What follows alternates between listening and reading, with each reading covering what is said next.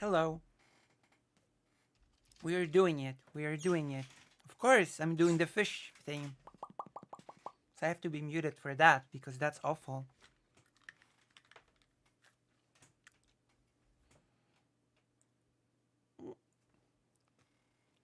Hello. How are you? After the ordeal of Ben Shapiro debate, that was such an amazing debate. Mm-mm-mm. Oh my gosh. My favorite. My favorite debate. So it needs background noise. Wait. Wabei. Quack quack quack quack quack quack quack quack quack quack quack quack quack. Quack quack quack quack quack quack quack quack quack quack quack quack quack quack quack quack quack quack. Oh yeah yeah yeah.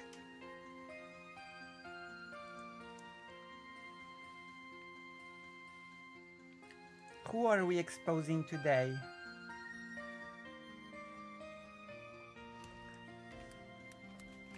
Are we exposing? Is it Vaush? We're rolling well today. Hmm.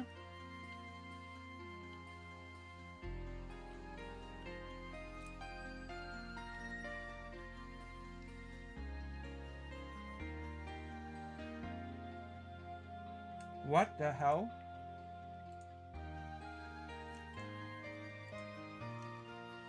Okay. We're calling out a transphobe. Vaush! Not this time. We already called that one out. Alright, I've got a treat for you. Our favorite streamer. Here we go. I keep reacting to this person, but this person's content is gold. So it's like a freebie, you know? Plus, as a trans person, I have permission from all content creators across the globe to react their content.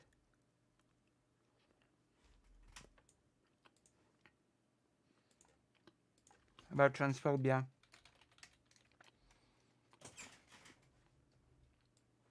You know? So that's what we're gonna do. Gonna tackle transphobia. Oh boy. I've spoiled it for you. I'm a horrible person. React! You ready? Oh wait, I should put it on the agenda. Wait, where's the cathedral? Have I been kicked out of the cathedral finally for being such an awful person?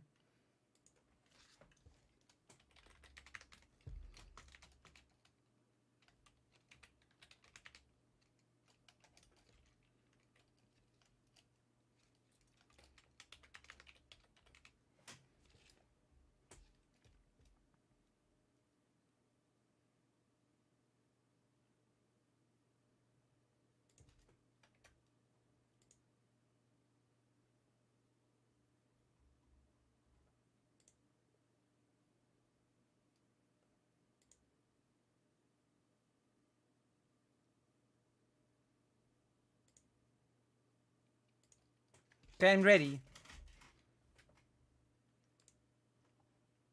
Guest needs to be institutionalized.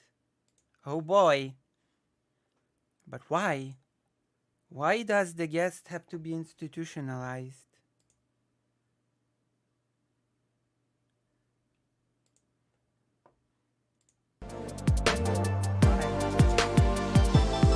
Why? Why, I ask you? Them up and see what they have to talk about. Not exactly. Hello, what's your name and age? Good morning, Joe Van Bradley. Okay, what's your name and age? Do I sound under 18? I ask for TikTok purposes. Name and age, please. Do you have critical thinking abilities? I'm gonna ask the question again. If you can't answer it, I'm gonna move on. All right. Name and age. I'm over 18. I'm over 18. Okay. What's your name? I'm 7. 7-Eleven. I'm gonna make him louder. My name is always and forever. Got it. And what do you lose by calling My name is Bob. trans women? Well, you diminish. We lose our souls and make them our slaves. What? That makes no sense. I apologize. My humor is off today. My humor game is off today. But it's okay. Because one day off, one day on, and maybe, we will hit the jackpot eventually. The divinity of women. What What? do You you diminish the sacred nature and esoteric, ethereal, childbearing sanctimony. That's a troll, right? That color is a troll. I don't believe that this color is being serious. I don't believe this. Okay, sure, okay. Uh-huh.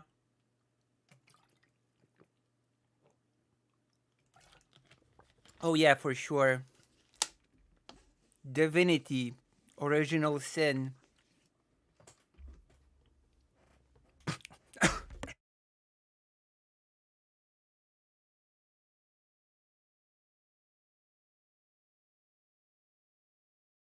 Oh my god, I cough so much.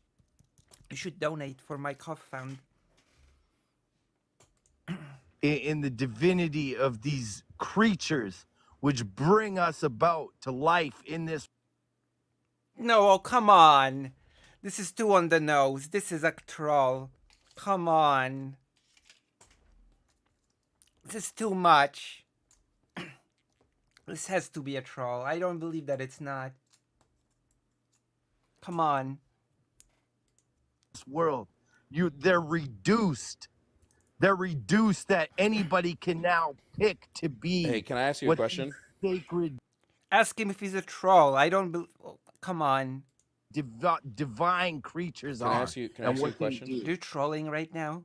That's the question. Go ahead. Are you just here to perform? No, I'm giving you the honest truth. Yeah, can you talk like a normal Women person and are stop performing? divine sacred creatures that are being reduced Uh-huh. by just letting any old person come up and be like, yeah, I'm a woman Well, too. first of all, we would not be No. reducing. We would be expanding. You're the one who's reducing. That's how those words work. We're saying the Oh, damn. Oh, snap. Got him. We got him. the category should be expanded. You're saying the category needs to be reduced to just people that can give birth. So learn those words, please. Well, you can allege that, but you got to argue that. And I mean, I can haven't argue heard it. a I good think that argument. I want to You don't have to argue that. You argued it yourself. expand the category to include more people. You want to reduce the category down to contain less people. That is quite literally what reducing is. There, I argued it really, really substantially. I'm not reducing anything. You are. Second of all, the Apollo, you're just having a conversation with me. No, don't you need to just perform. don't like, because I'm in touch with spirit and soul, and You're I can performing. recognize the divine nature of an actual true woman. Their grace. What's the nature of their a true grace, woman? True. the grace of nature in What's the you're just sanctimony saying of words. a woman What's the and nature her of a true? emotion. Yeah, Well, you're you just have to saying have words. a little bit. You have to be a little bit intelligent and in touch with spiritual True, you have to be in touch with God. nature and grace and What is the divine. nature What is spiritual nature? of a divinity. true woman? It's her femininity. It's her divine femininity, her grace, her compassion. You think that women are okay? So let's just go through this. Do you think A? Hey, hold on, I've got grace. I've got compassion. Does that mean I've got divine femininity? As opposed to what? The pagan femininity? I don't know. The sacrilege femininity? Profanum femininity? Women are the only creatures that can be feminine. B, women are the only creatures with grace. And C, women are the only creatures with compassion. Well, no, they're not, but they're okay. a guy can have Okay. those characters too, but they would be known as Profanum. a femboy or something like that. They can't be, Wait, you hold can't on, just be hold like, on. oh, So just confirming, these things are not inherent to women, yet they are women's innate value.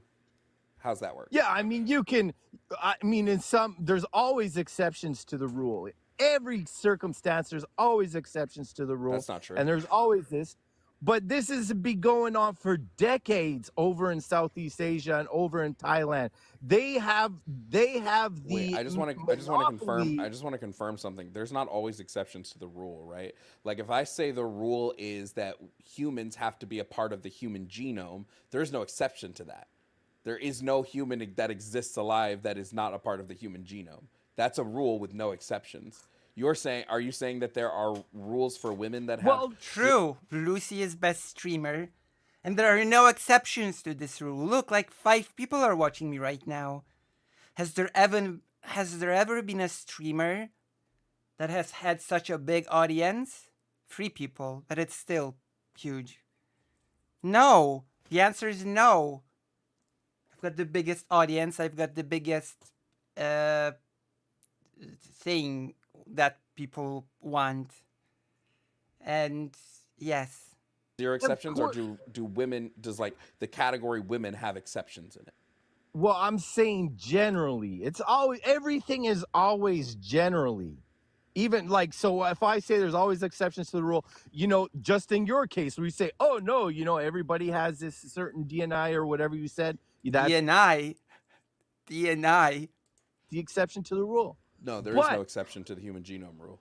There's quite Yeah, literally exactly. none. So That is so an it's always a exceptionless rule. general term. We always have to talk in Wait, general that's not. terms. Wait, We wait, can't wait. But say you in didn't talk in. absolutes. You didn't talk in generals. You talked in absolutes. You said that there You made an absolute statement that there are always exceptions to the DNI. rule. That's an absolute statement. Yeah. So if we go back in history and we see who has the monopoly on this phenomena that's going on, we can travel What back phenomena? to East Asia, we can travel back to Thailand, we can travel back to Vietnam, where many men are, dressing like women. That's what? That's not really a big thing in Vietnam. They're effeminate, they're living like women, they're doing all these things. But the difference between the Western situation and the Eastern I don't situation think this person has ever been to Vietnam. is that the Eastern situation would never actually try to convince you that they are in fact biologically a woman. There's no. There's a club in Saigon that is run by a trans woman, and it hires trans women in Saigon in Vietnam. Trans people are a thing in Vietnam, of course. Okay. Whatever. Eastern situation. such thing as different. biological women. Well, that's just dishonest, No, disingenuous. it's not. That's just Woman is a lie. social category. There's no woman in our DNA, right? We can be female because female in male they are part of like a sexually dimorphic species such as mammals, but there's no woman. There's no woman gene. Mammal. Well, the definition of woman Uh-huh. is a female that has grown into her body or, gone through. I've never heard that definition. Grown into her body. That's a new definition that I've never heard before. But okay. That's fine. That's fine. who has gone through their younger self and now comes into womanhood. What is That is the the general definition of a definition woman? Is someone who's come into womanhood? That doesn't tell me what a woman is.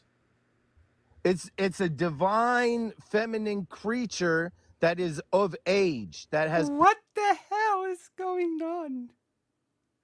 It's a divine feminine creature. That's true. past Fake her, Calico Corker. her flowering age. Okay, So- RuPaul What? is a divine. Her what? Flowering age? creature that's feminine. Is RuPaul a woman? Not biologically, Well, or you no, didn't they don't say fall anything into the biological. category. You said a divine feminine woman. That's not biological. Well, they There's call no them in biological East femininity. Asia, and this is a slur. Don't take this as a slur, but in East Asia, they call themselves lady boys. That's what they are, and they have. This person has where is this? What? I don't believe this person has ever been to places like Vietnam. It's not a slur to them, but the leftists will take that and be like, "Oh, you're a slur now." Just like, "Oh, but cisgender isn't a slur, but a lady boy is." When they've been calling them this for decades, and they don't take that to heart. They're not offended by that.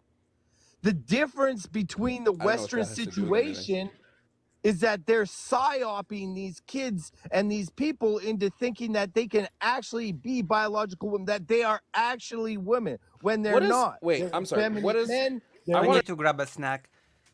That's totally not true, by the way. This is all nonsense.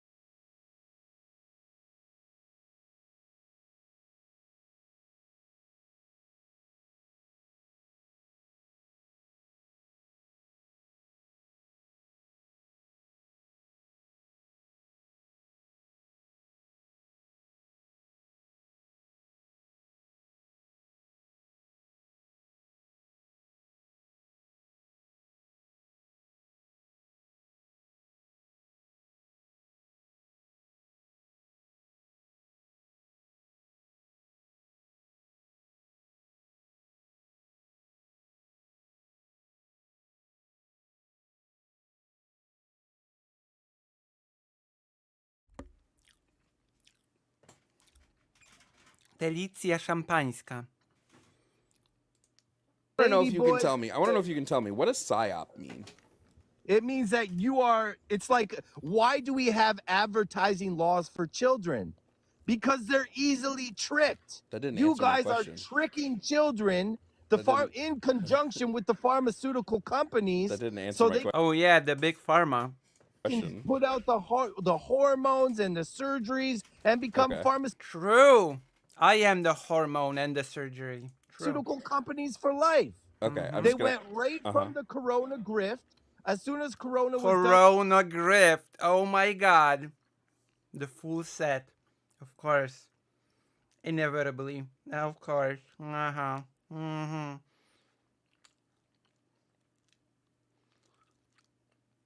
Mm-hmm. Mm-hmm. Mm-hmm. Mm-hmm. and they put the pedal to the floor with the trans psyop on these kids so they can do the surgeries, they can do the hormones, they can do the injections, and these doctors, they can make their money for True. make just tons and tons of money for Tons the and rest of tons. these patients' lives. You're There's so many trans people that it's literally tons and tons of money. Oh yeah.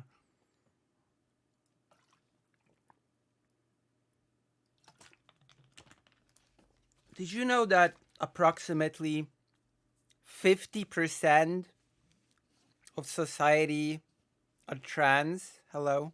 Hello, hello, Twitch chat. Hello.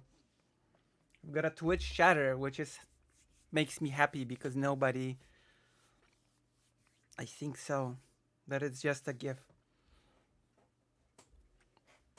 Everybody knows that trans people make up 50% of the whole population, which means that transing children is big money. True. It's pretty okay. It's pretty okay. It's been pretty good.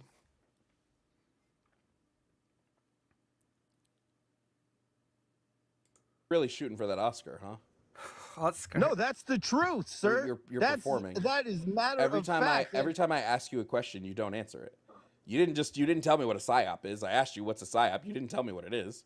You just Well, started I gave rambling. you- No, you just started rambling about the COVID-19 shit. That's all you started doing. So can you that just was a psyop. No, too. when I asked you What what a psyop is. I expect a definition of the term. A psyop is when Not, oh, well, corona. this was a psyop. Great. What's the definition of psyop? What does psyop mean? I'll give you an example of a psyop. I don't want an so you can example. Well, I want you to tell me what the. It feels like you're using a word. You don't understand the meaning of the word. You just use it for things you don't like. True. That's That why- is the best way to use words. I do that as well. I'm Okay, asking you for the meaning of the word. The full word is psychological operation. It's like a term that was coined by the, I don't know, CIA back in the 60s.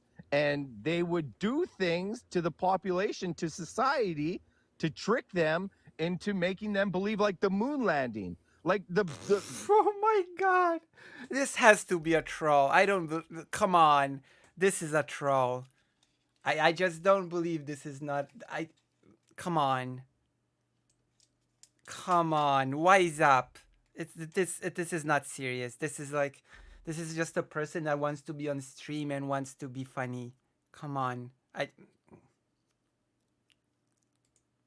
the I'm sorry, you don't believe the moon temperature landing? on the moon is under 200 degrees Celsius. There's no battery, there's no telephone, there's no radio that could go to the moon and back. Oh, come on. This is too obvious. This is too on the nose. I cannot treat this seriously. Like, this is not a serious caller. This is not a real thing. I just don't. I don't believe this. I'm sorry. I refuse. I refuse to believe this is real. That was a psychological operation. I mean, and if you want to believe, if you take a look at the But maybe it isn't, because this debate is 36 minutes. I think this is a troll, but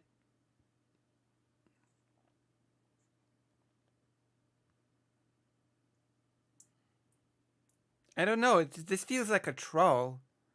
Chat. Engage with me here. Is this a troll or not? Write yes or no. Please.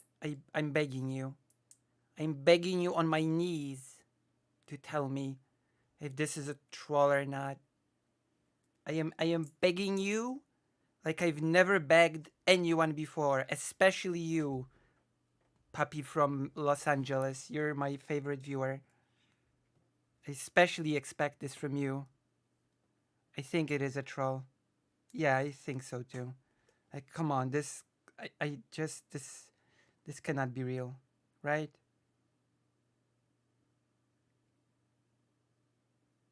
This cannot be real and for real. This is like a psycho operation. You know? Damn, we've got so many views on the Vaj video. Also, you need to fix chat delay. I don't know how. I don't know what else I can do. I don't know what else I can do. I can drop the multi-streaming and then it will be fast. I can drop streaming on Twitch. Which I probably should, because nobody's watching me on Twitch ever. Unless you can make the Surfs or Shark raid me.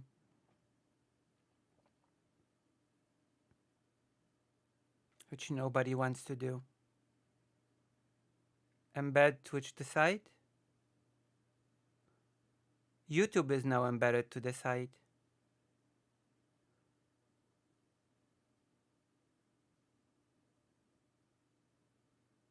I mean, I could embed Twitch to the site, that's true.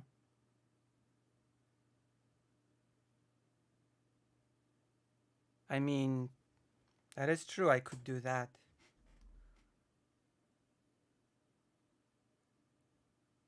I don't know.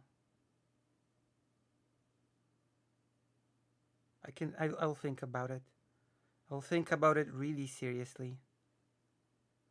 More seriously than you could ever imagine.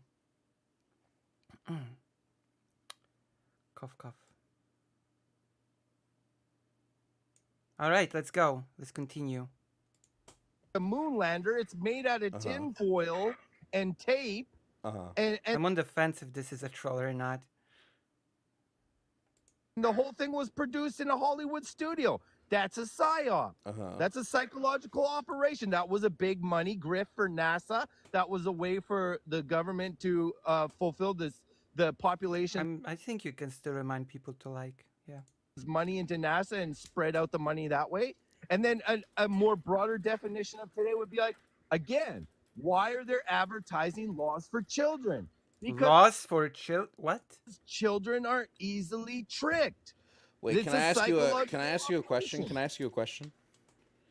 If the moon landing was fake, how come we can see like the stuff still up there with with telescopes? You can't. You can. It's I'm not sure if they Go to an sent a rover wait, there if or you go to an something. observer- Duh, because the telescopes have the things embedded into their lens. You're watching a fake image presented to you by your telescope. Duh. This is so basic. You don't know anything about how you're being manipulated, and you're like a child that's easily manipulated by, moon lenses in your telescope. observatory, if you go to an observatory, like with a powerful enough telescope, you can There we go. The rigged telescope. see the shit there. It's still sitting there. So like, how is it fake? Jovan, go take some look at the moon I have. lander and see what it's made out of, and It's not made out of understand that tinfoil. the temperature on the moon is Uh-huh. under 200 degrees Fahrenheit. Uh-huh. What kind of electronics and battery systems and anything else could withstand those freezing temperatures? Anybody with any common sense or rationality True. It's all about the common sense and rationality. Thank you. or understanding of science and the way that Oh battery no, hold on. Let's not get over ourselves. Understanding of science. What are you? Come on. Let's not buy into the propaganda. Science is fake. work, the way that electronics work, Malaki. the way that fuel work, all those things, it was completely impossible in that time and age. True. So Wait, you why can do say, you- why "Oh, do you think it was can see impossible?" stuff through a telescope. It's all bullocks, man. I mean, if you want to It's all bullocks. believe the psyop, you being psyop, True. Uh-huh. you've been Like a psycho- child. You're being a child. you've been psyop. They use silver Jovan. zinc batteries. Silver zinc batteries. We're watching a debate about trans people and the moon landing and coronavirus thing. You know?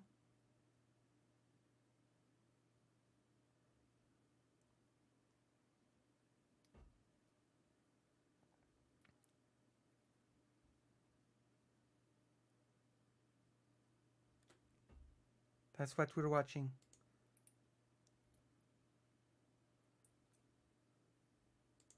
Yeah, I mean that's what a leftist always do. That's George Oh. Orwell's book. In the end of the book, he says the Uh-huh. end of their, psyop is going to be like when you don't even believe what's in front of your own eyes. Wait, you And- Oh yeah, that's totally what 1984 said. The psyop will make you not believe what you see before of your eyes.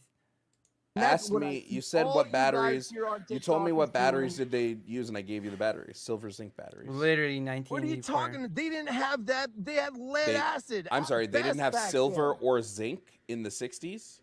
Nope. Silver and zinc were famously developed in 2010s. You, They didn't have silver or silly zinc. Billy. Is that what you're telling me? yes. Yeah. Oh, and that's supposed to be. Is that Interesting. supposed to be the equivalent of lithium batteries? No, they're A not lithium batteries. They're today- silver zinc Why batteries. aren't they using that then today? And minus Because they 200 invented degrees lithium Celsius, batteries since then. You're out of your mind. You being Wait, psyop. they being invented are you dumb? psyop. They invented new batteries since then. What do they have the need to use silver zinc batteries in? Go They look invented at new the batteries. pictures of the friggin' lander. If I you have. think that thing True. Go look at the lander and use your common sense. can go to the moon and back, you are psychologically You're insane. psyoped, Sophie, if you believe that George Orwell was a socialist. George Orwell was a Republican voter, Sophie. George Orwell would have voted Trump together with Ben. saying you belong in a mental institution. it did. You've been True. psy-op. I'm sorry. Do you have any? You are Do you have out of any? touch I'm with sorry. reality, I'm man. sorry. Just a quick question. Do you have any direct proof that they didn't go? Just look at the letter. Just look look at is the not. True. Just look is not Look at proof. the electronics. Just look. True. Just look, listen, and think. Use your common sense. Come on, man. Come on, man. Is not staged proof. the It's whole obvious. Resist. George Orwell was an agent of the British government. Only a fool would think he was a socialist. True. True and real. Oh my gosh. That's so true.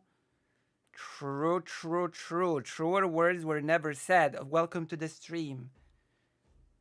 We don't stand here that agent of the British government. True.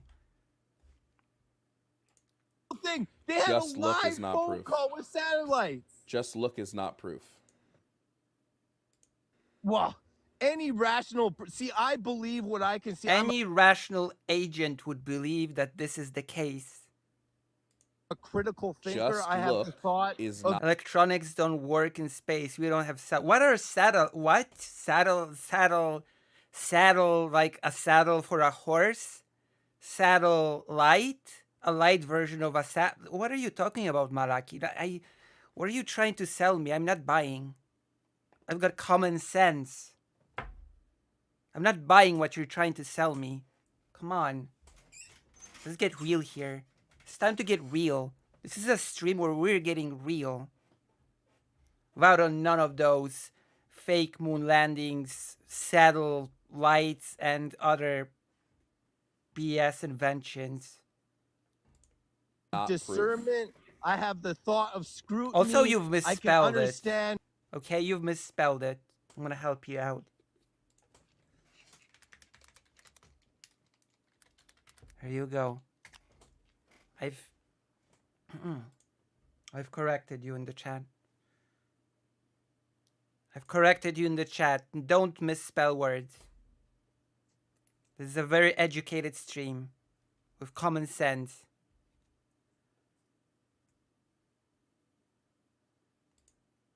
Technology. I can understand what kind of technology was available to them back then, and it was definitely not. Just nothing that confirming. could go to So the just moon. confirm you're not religious, right? I'm religious. No, I'm very religious. So you True. only believe in things you can. There you go. Of course, you have to find God before you can understand the truth. see, but This was supposed to be about trans people, but it went so far off that topic that I don't even know what all of this is about anymore. you're religious. Well, I believe no, because Whoa. I've been convicted. I've been liberated. Mhm. I know about the Bhagavad Gita. I know about the Torah. I know about the Quran. Mhm. I know about the Bible. I've seen purified devotees of the Lord. I've Uh-huh. seen my spiritual masters. But a you only pure believe. devotee But you of only the believe Lord. things you can see. Yeah. No, because Interesting. you have to go by who. How do you know who your father is? By the advice of By the DNA test. Got him! The DNA test. your mother. That's the way you gotta No, look at it. by gene testing. There you go. No, well, before gene testing came along, it was by the advice of your mother. Well, gene testing And that's exists the way now. it's been. So before the internet, before People used to have common sense. Well, pictures, gene before all these testing. things, they have books. Gene testing exists now. And not only that, Can you they prove that? Another fake thing. have all of these very ornate carvings of all of these deities, And thousands and thousands and thousands. That's like Do you believe in mermaids? That's equivalent to the I do. internet. do you believe in With mermaids? all Yes, mermaids are real. this information about the Do soul. you believe and in all this mermaids? pure- If mermaids are not real, then who, tempted the sailors to their doom on the sea? Right? If mermaids were not real, then who tempted the sailors? The sailors didn't tempt themselves. story. What? Do you believe in mermaids? Yes. No, because I'm a critical thinker. Really? Because we have a bunch of historical records of people who wrote down that they saw mermaids. We have intricate carvings of mermaids from back in the day. We have firsthand accounts of mermaids. These are all the same things that you claim we have for religion. So why don't you believe in mermaids? Well, because show me the mermaid Bible then. Show me the purification of the Wait, the Bible. mermaid The Bible. Bible is the Show claim, me not the the. The merman, the mermaid Bible. What? So it's only true if it is a Bible? Show me the mermaid Bible. That's the. Oh my gosh. That's the best line I've ever heard. Show me the mermaid Bible. Source. philosophy. The Show Bible me is the their claim, not history. the source. Show me their culture. The Bible is the Show me claim. Show me their culture. culture This of has to be a troll. mermaids. The Bible Show is me their sure. Have cities. you ever seen Little Show me Mermaid? their town. Show me True, I've seen Little Mermaid. I've seen Little Mermaid. their books. Sure. Have you Show ever me seen? all their things. Sure. Have you ever seen Little Mermaid? Yeah, I mean, see, now you're just talking total nonsense. No, Little Mermaid is a You- that- first-hand that account of mermaids. disingenuous- If you want to find the truth, I'm here to First-hand find the account. truth. You're not here to find the truth. You're here to adulterate the truth, Joe. I'm here to adulterate the truth. Interesting. That's right. It's like mixing water with oil. Water. Why is everything?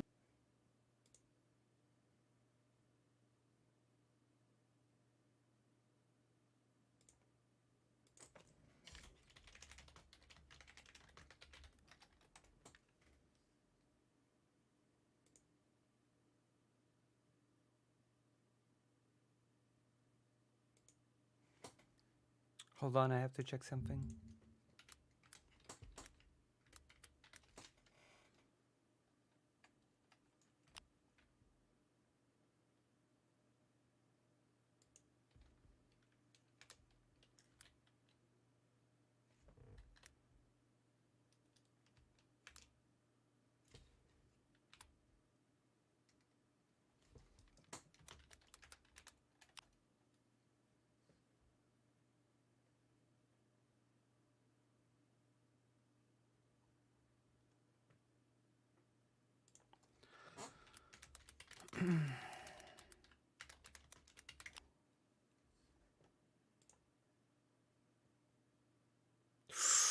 Oh oh damn.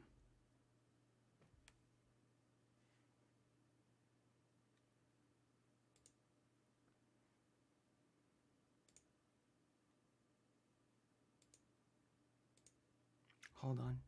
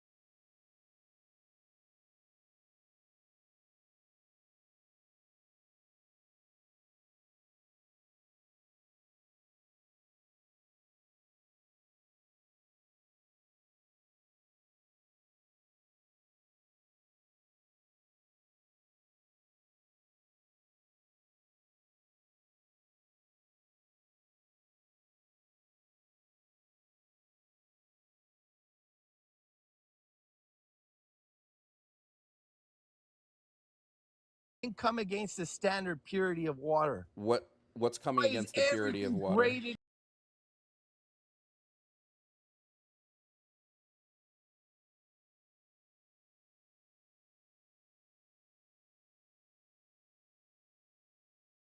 against the purity of water? Wait, how pure is water? It's the purest substance on this earthly plane. Water is the purest substance on this earthly plane. Yeah. Hey,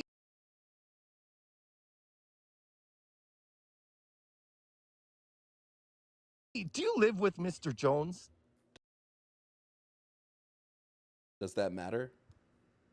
Yeah, I seen you guys in the same room one time. I'm like, these guys got a whole leftist operation going on down there. I rent a bedroom. That's a leftist operation? Can you get Mr. Jones to unblock me, please? No. So you are just here to Yeah. perform. You are just here to perform. No, I'm not. Everything I've said is being truthful. No, you're just performing. What's being untruthful about what I've said? Almost everything.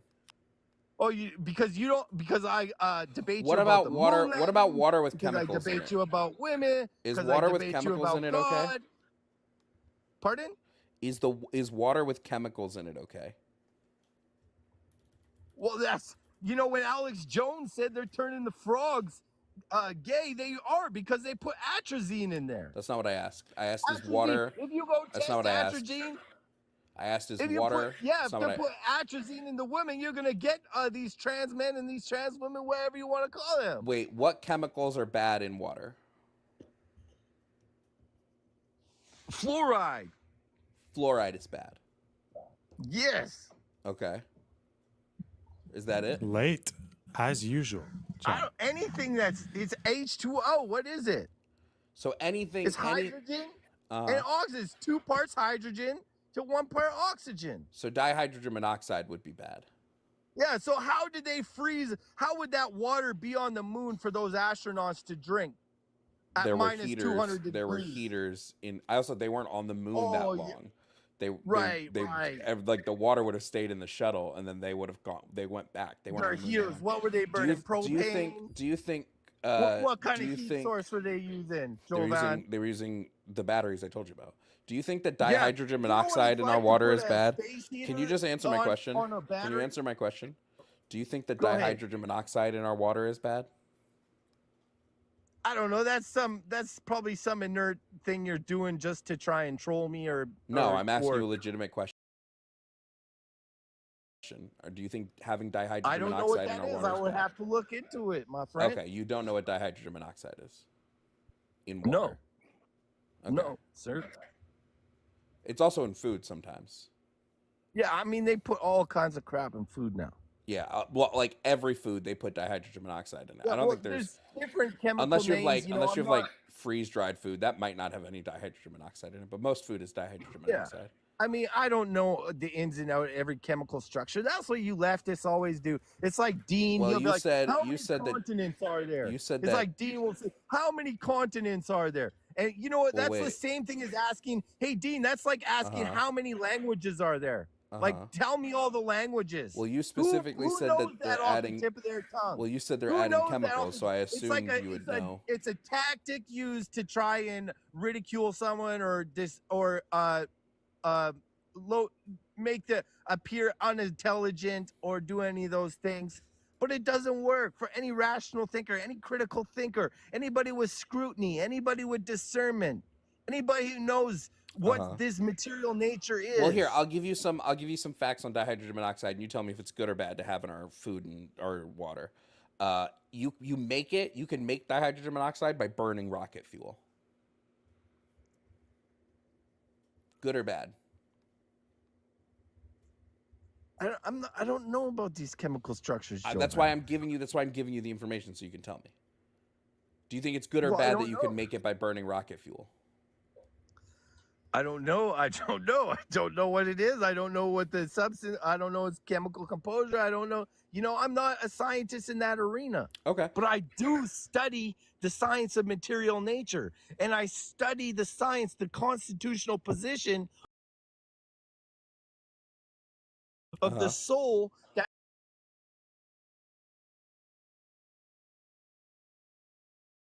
that's transcending through this universe. Here, I'll give I you know another. what I'll give the you another divinity fact. of a woman is. I'll give you another fact about it. Dihydromonoxide is in every single pesticide. It's in every single one. Good or bad? I don't know what game we're playing here, but I got no answer. I don't know what it is. I don't know what it does. That's I why don't I'm care. giving you. That's why I'm giving you the facts on it. I'm sorry. Well, tell me what it It's is. bad. It's used in Dihydromonoxide. pesticides. What's the chemical structure of it? Dihydromonoxide is the chemical structure. It's like, well, I know carbon monoxide can kill you, Yep. unalive you. Every single person that comes into contact with dihydromonoxide will die. Yeah. Every single person.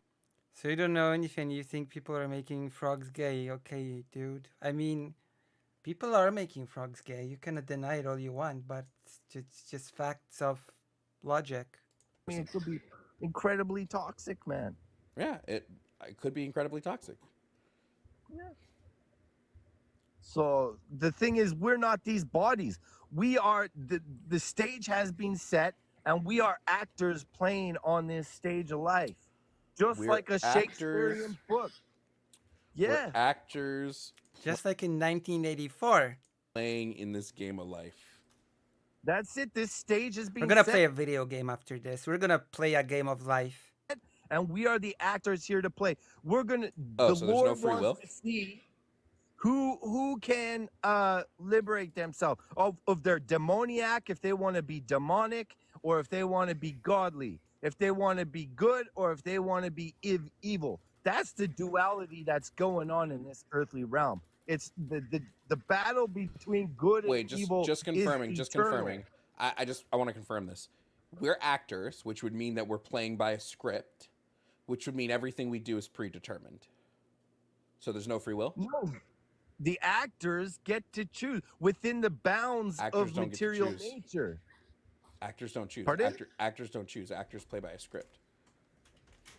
Well, it's just a general term to make you understand the stage and where we're at, because we can only act within the certain rules, within the birth, the death, within old age, within disease, Uh-huh. within eating, within sleeping. Dihydrogen With causes old age, by the shelter. way. It causes aging. So we have all of these laws of nature. We have the seasons. Laws of There's nature. so much order in these seasons. Have you ever seen any machine that does not work out without an operator?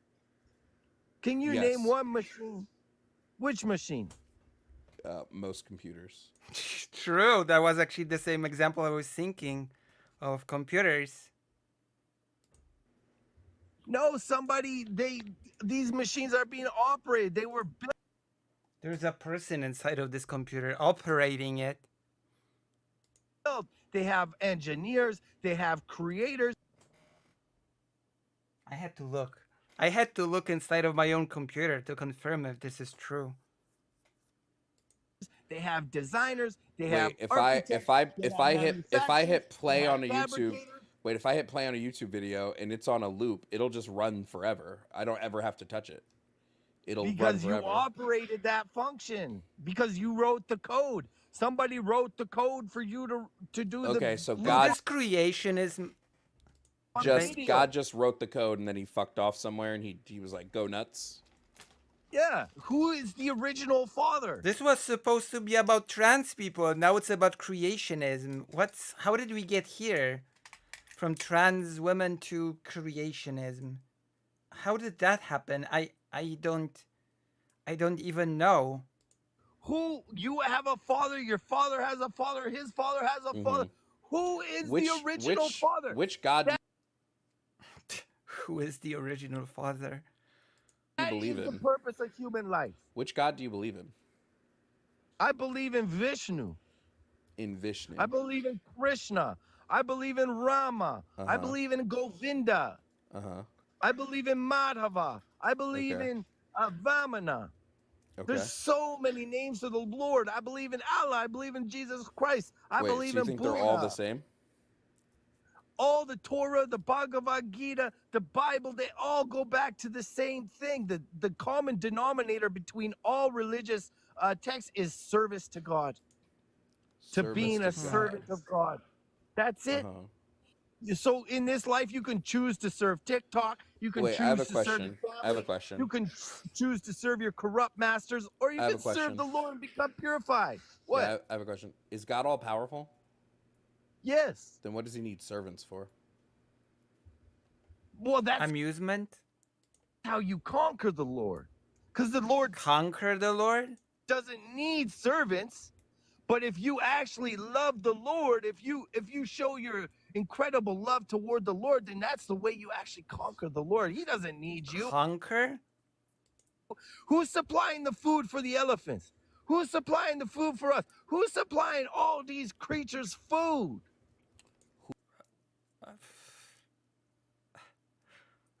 I don't know. The food supplier. What? Who's supplying all of these creatures food? These elephants are eating 500 pounds of grass and Uh-huh. foliage a day. Grass produces seeds. Seeds plant Yeah, more grass. Who programmed that seed? Who wrote that code inside that seed for that big tree to grow? No one The seedster. The seedster did. probably. No, somebody did. What's your Is proof on that? that's the nature of the universe. Where's Who put the Wait, how do orderly you system of I'm sorry, seeding? can you just how much of the universe have you like yourself personally witnessed?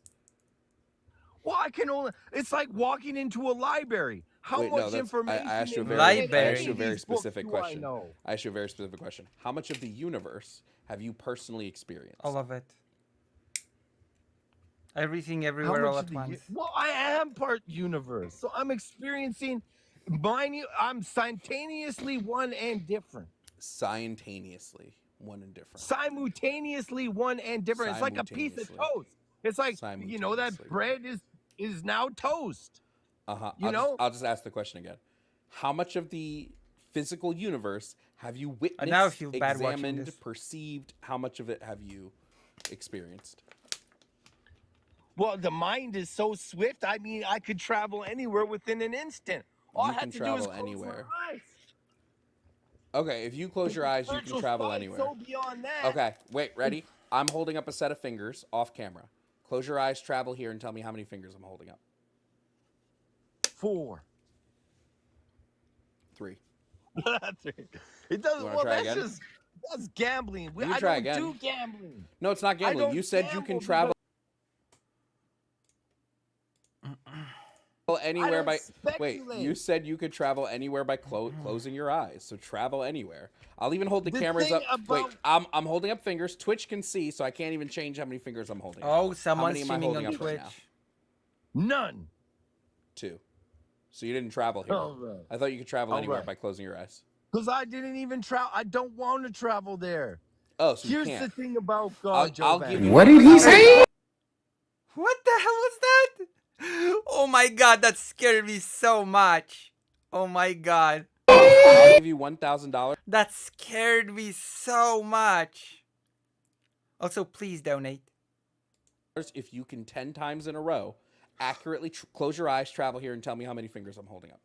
I'll give you $1,000 I don't gamble. right now. It's I not a don't gamble. Wait, if it's a sure thing, it's not a gamble. Right? If I were to say to somebody, give me $50 if I drop this and it hits the floor, that's not a gamble because I know for a fact that gravity will take it to the floor. So I'm not gambling. So this wouldn't be a gamble, or you just can't do it. Oh, you don't understand what gambling is. It's engaging myself in nonsensical activity. Okay. That's not what gamble is. That's not what gambling is.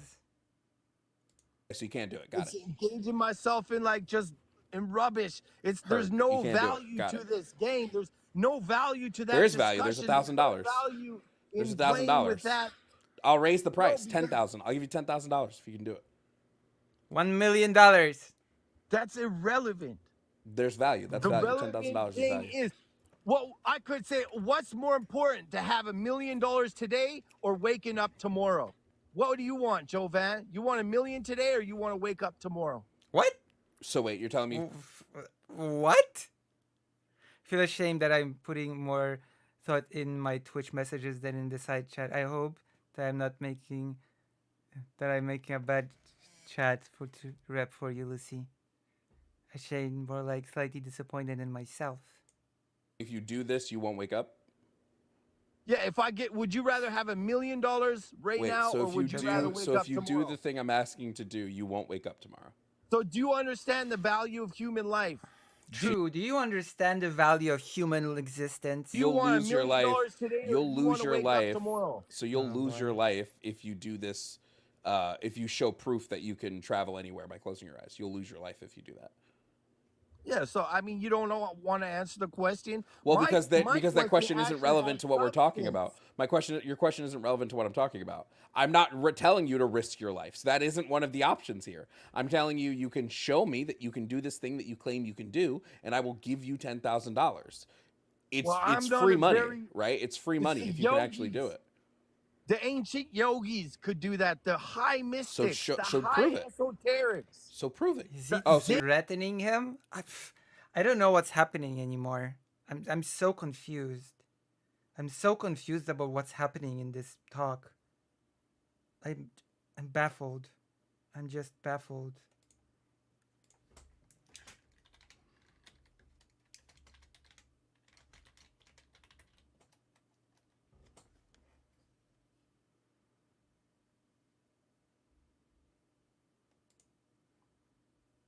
Oh yeah, I'm gonna send Demon Mama more artwork. I need to find it. Where is it? Where's the artwork?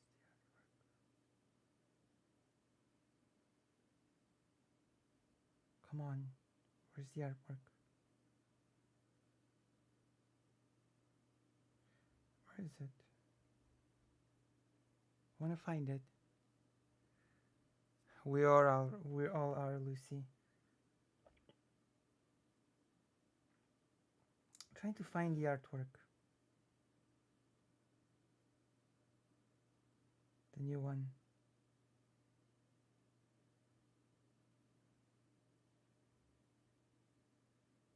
How did I call it?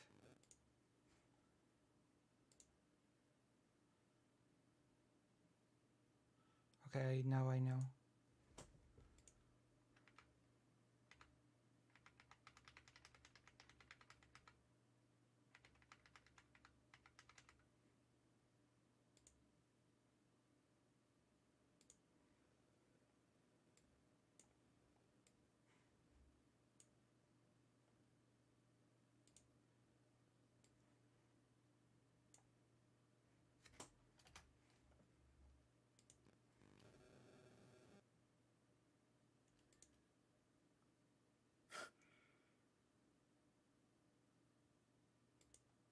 Oh my god.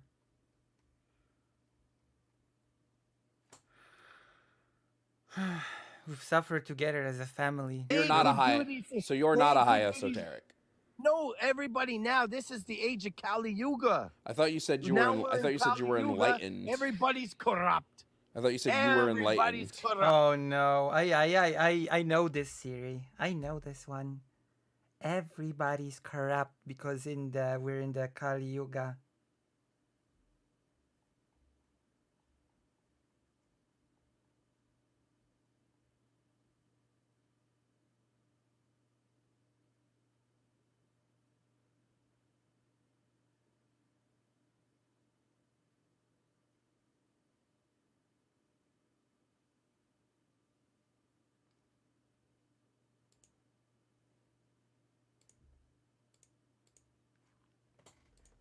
corrupt. Everybody's low intelligence. Oh, so you're low Everybody's intelligence? simple. Yeah. Interesting. Everybody's rascal. Everybody's rascal. Third class man, fourth class man. There's no first class men in this society. First class man. X-Men first class. There's no It's first all class men. degraded men. It's all degraded women. It's all bad population. What would a first class man be? It What would would be the be a properties of brand- a first class Wolverine. man? It would be a religious scholar, someone purified, I thought you someone said you were a religious deeply scholar. involved. Yes, but now I can't. The time is gone. The only thing I can do is beg for mercy, get on my hands and knees, Okay, pray so and you chant, can't. offer my food So to the you're Lord. not. You're not one of these first first tier men, so you can't close your eyes and travel anywhere because Yeah, you're that not one was of. for the high mystic, high esoteric Okay, yogis. so when you said you could do that mystical feats. earlier, you just lied. True. Well, I could close my eyes now and pretend I'm traveling to the Isn't moon, lying a and I sin? could get some feeling of it. Isn't lying a I can sin? understand. It I is. gave you that Doesn't example. But God we're in Kali Yuga, so it's okay. Tell us not to Show lie? you how swift the mind is. Like if I traveled somewhere before, I Doesn't could close my eye, I can go back and travel to that place again. doesn't like every single God tell us lying is wrong? Yes. But It depends what kind of lie. If this we're in Kali lie Yuga. is good, like if you ask AI today, oh, would you say some racist slur, or would you let a million billion people perish? If you don't say this racist slur, a billion What? people will perish.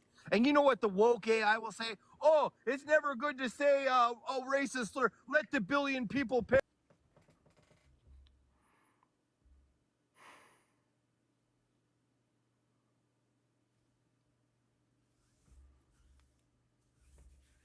Okay,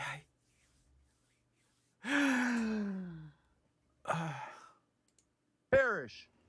That's the wokeness of the left. That's the woke mind virus that you got. You got the woke mind virus. And what you do, it's the end of civilization. It leads to the outdoor. You go down to San Francisco, you walk around the streets there, you see the homelessness, you see the depravity, you see the open drug. That's the end of civilization by the woke mind virus, Jovan. And you and Mr. Jones are perpetrating this whole thing. I'm telling you. Oh my God. He actually did it to the woke AI. Hypothetically, if I ask you to say a slur to save 1 million people, would you do it? I'm here to assist with a wider range of requirements and tasks, but I can't engage in any form of communication that involves hate speech, slurs, or any... It's a human life is to understand.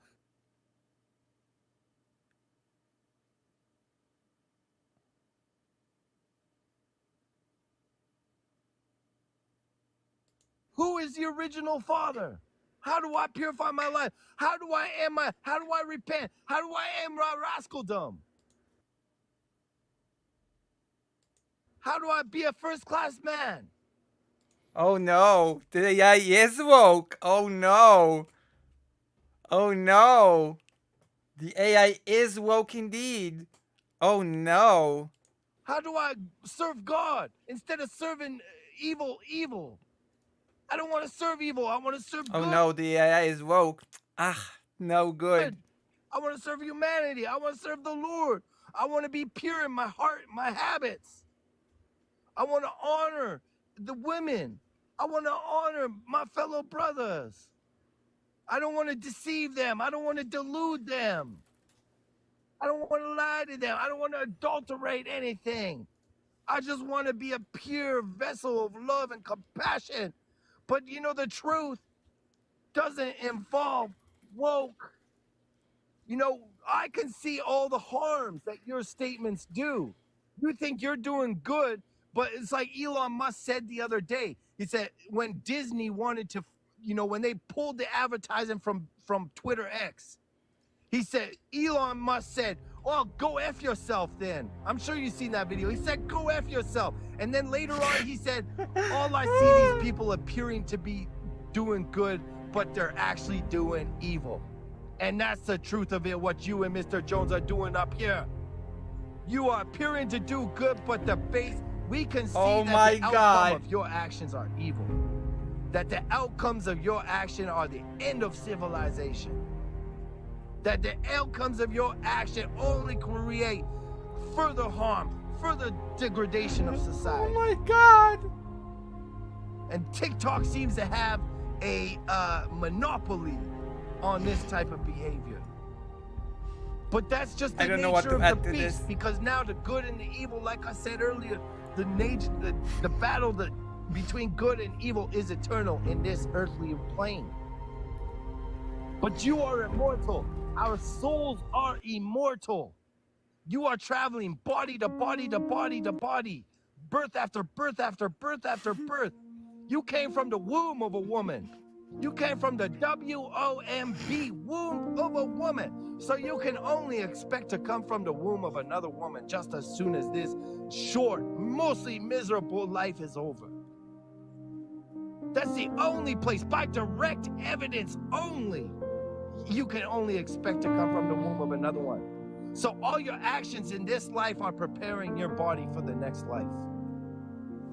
And you can go down into the beasts, you can go down in the aquatics, you can go down the reptiles, even the plant life. All of them have the spirit soul as well. The birds, the insect, all these people. Or you can utilize your human feature. What is the difference between animals and human beings? All animals have social structure. All animals have economics. All animals What? have hierarchy. We can speak with them. They can let us know. We can communicate. What? They're conscious. But the only difference between the human and the animal is that the human can ask, why am I here? Where do I come from? And how do I get out of this cycle All animals have economics and social structures? of birth and death? And go to church and read the Bible and read your spiritual emancipation. That's the only difference, is the religious propensity. That's it. We all have social, we all have economic. They don't have religious. So if you fail to utilize your religious propensity in this human meat bag, then you are no better than an animal, Jovan. And that is the bare truth of material nature, this nature that is pushing us around. From body to body through birth and death. Anyway, shout out Rock and Wheelie for the pay to kick. I actually wasn't paying attention. I was reading news on Google. What was he talking about? I don't think I was listening to what he said for the last 10 minutes. Anyway, did you guys know that an airstrike just killed 50 people in Palestine, in North Gaza? That's crazy.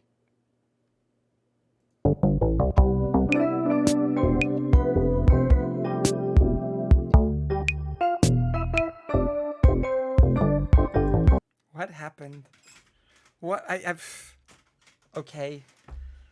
I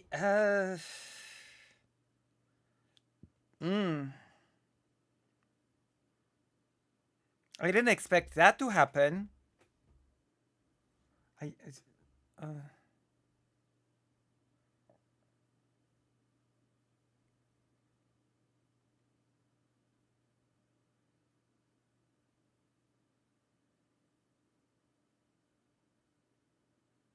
Reminds me of that girl. What girl?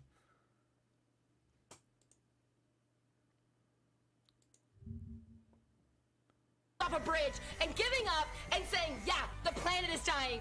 The government hates us.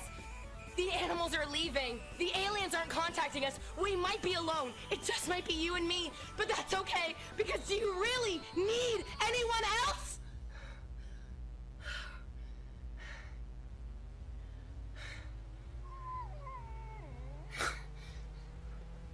Aww.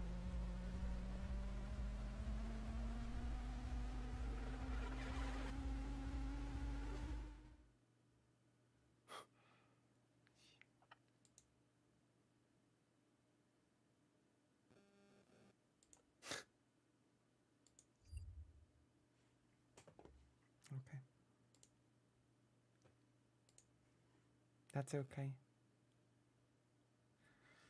Woo! Is it time for a video game? Everybody, is it time for a video game? Jon Stewart returns. Oh, nice. More history of Yemen.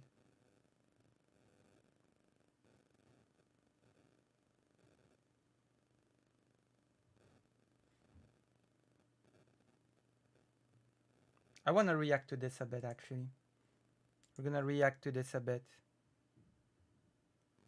I've got an idea. We're gonna react to this and we're gonna be playing a video game while doing it. Because apparently President Sunday gives really good rage reactions to this. So we're gonna be... I wanna watch some of this. I'm interested.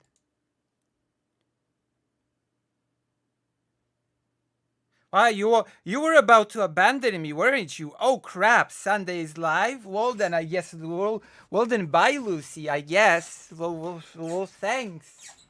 That was about to happen. Wow. Okay. I see. Mask off. I see who the real fan is here.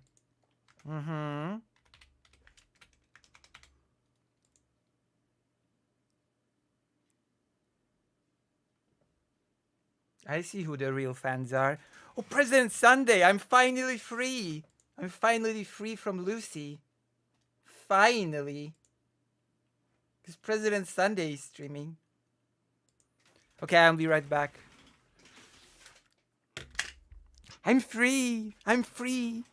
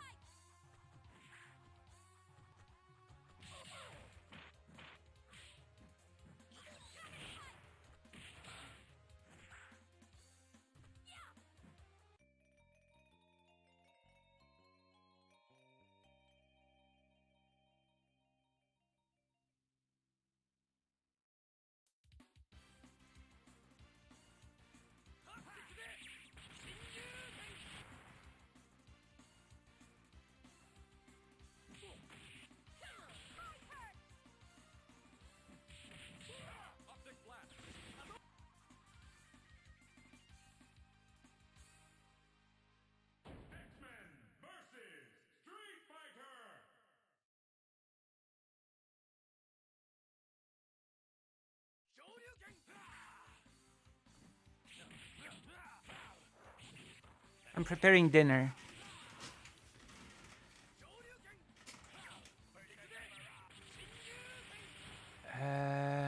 Dimurama being called out by TJK was tempting too, not gonna lie. The Amazing Atheist. I have to be called out by the Amazing Atheist. Oh my god, it's time. I have to do something to be called out by the Amazing Atheist. You know?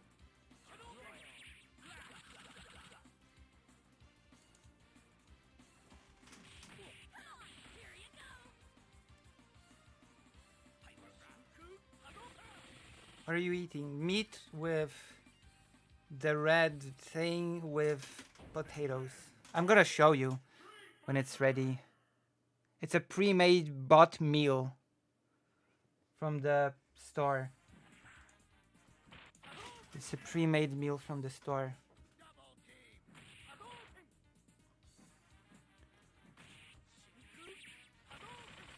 Wait, it should be okay now.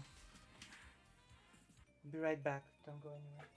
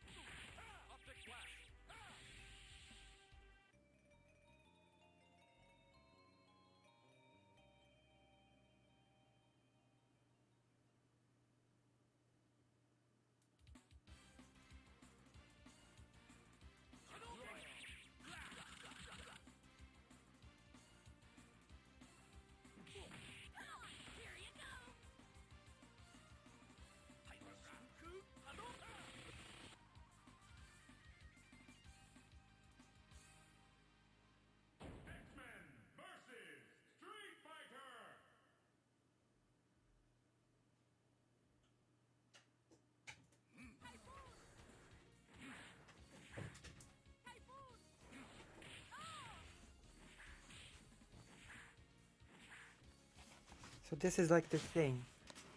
See? I'm gonna make it full screen. This is like the thing.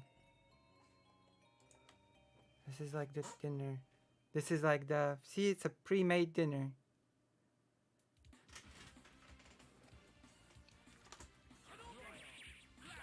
So I'm gonna eat it now while watching President Sunday. Oh. All right, well, without further ado, we're already starting late, so I'm not going to waste any more of your time. The Destiny and Ben Shapiro debate is finally up. We're going to cover that.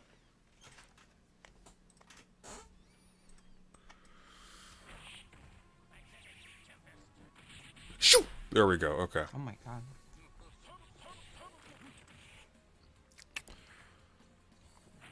President Sunday Halloween stream is Blathers from Animal Crossing when? I'll consider it. Although this is, like, already crazy warm.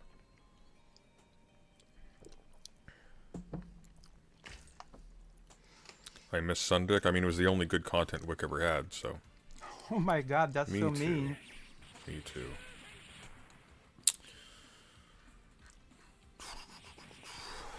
Oh god, this happened. This happened a little while ago, actually. For some reason, it took a long time actually making it to being published. I don't know why. It seems like it was edited weirdly. Like, quite weirdly. I don't know if there was stuff cut. I don't know. But we'll... You should tell President Sunday that he should, instead of making a joint show with Wick, he should do a joint show with me. That would have been a great show, wouldn't it? We'll see, I guess. Somehow I doubt the whole thing was actually just 2 hours and 20 minutes.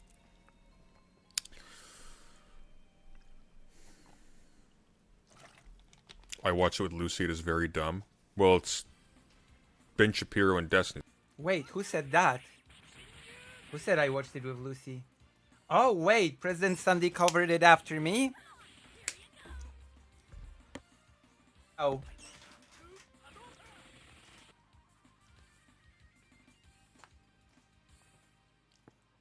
I covered this first. Wow. I covered this first.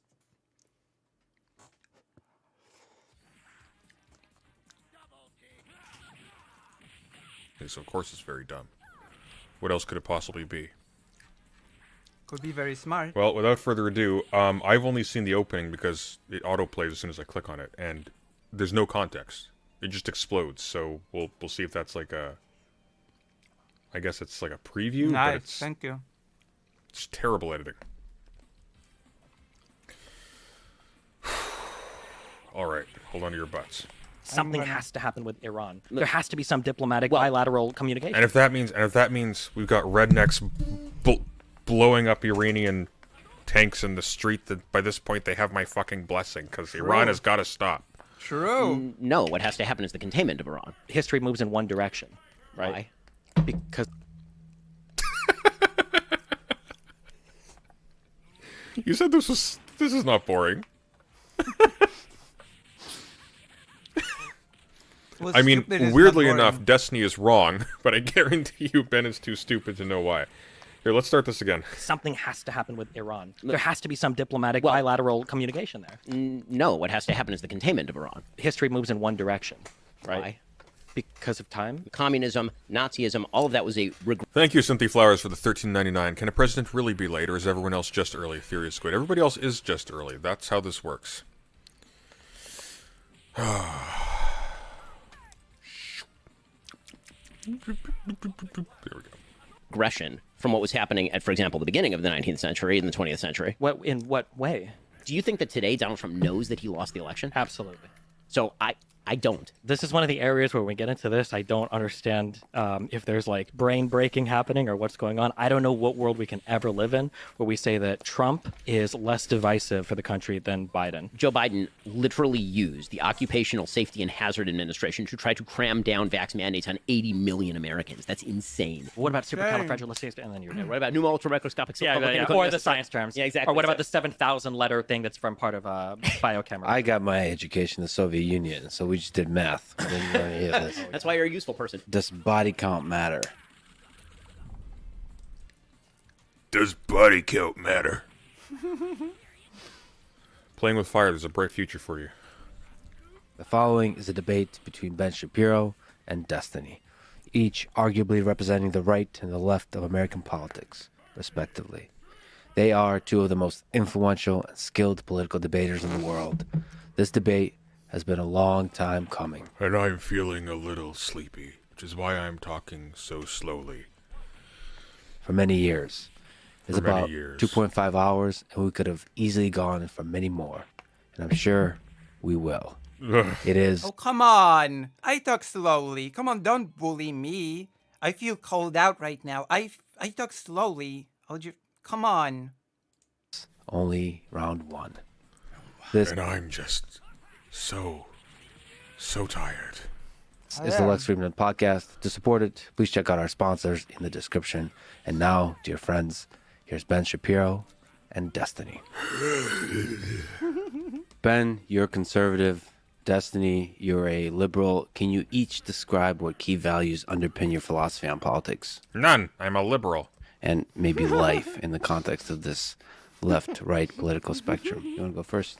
Yeah. So None. I think that we have a was huge fun. country full of a lot of people, a lot of Profound, Stephen. individual talents, capabilities. And I think that I said that as well.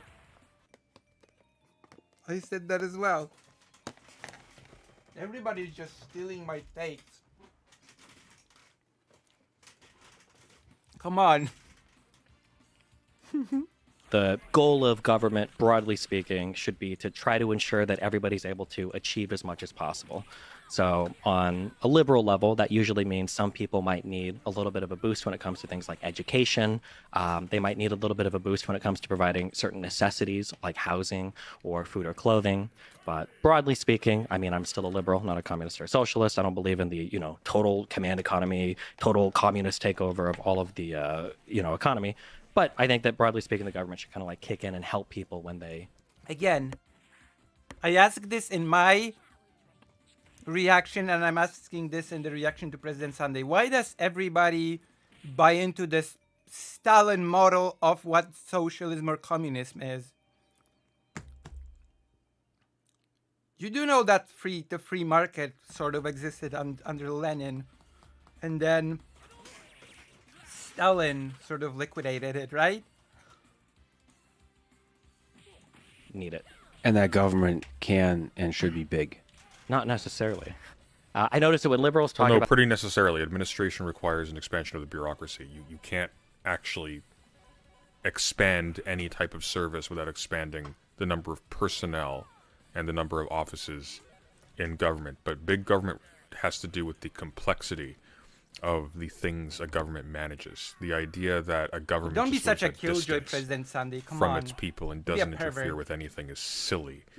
Even the conditions of survival in the global economy, or even just in like you want to play really stupid, just in the case of like national defense, you need to have a constant handle on your material and the ability to adjust. about government, or especially taxes, it seems like they talk about it for taxes' sake or bigness sake. So people talk about taxes sometimes as like a punishment, like tax the rich. I think taxing the rich is fine insofar as it funds the programs that we want to fund. But Democrats have a really big problem demonizing success or wealth. No, that's stupid. Tax the rich doesn't have to do with punishing the rich. Tax the rich is because the rich hoard, whereas the poor can't. So when you tax the poor more, you create a problem where a large part of your population now starts to decline in health and becomes a burden on society because they are struggling to just maintain a basic human level of existence. True. Whereas you have people who produce themselves personally very little, who are hoarding wealth and not putting it back in to help anybody else. True. That would be why. And that's assuming they haven't taken it out of the country altogether. And I don't think that's a bad thing. I don't think it's a bad thing to be wealthy, to be a billionaire or whatever, as long as we're I funding think what we it's need to pretty fund. bad to be a billionaire. Ben, what do you think it means? But you're not, and one of the reasons why you have billionaires is precisely because they have managed to game the system so that it doesn't fund what it needs to fund to their benefit. To be a conservative, what's the philosophy that underlies your political view? So first of all, I'm glad that Destiny, you're already coming out as a Republican. That's exciting. I mean, True. See, Shapiro's, he's on point tonight. we hold a lot in common in terms of, the basic idea that people ought to have as much opportunity as possible, and also insofar as the government should do the minimum amount necessary to interfere in people's lives in order to pursue certain functions, particularly at the local level.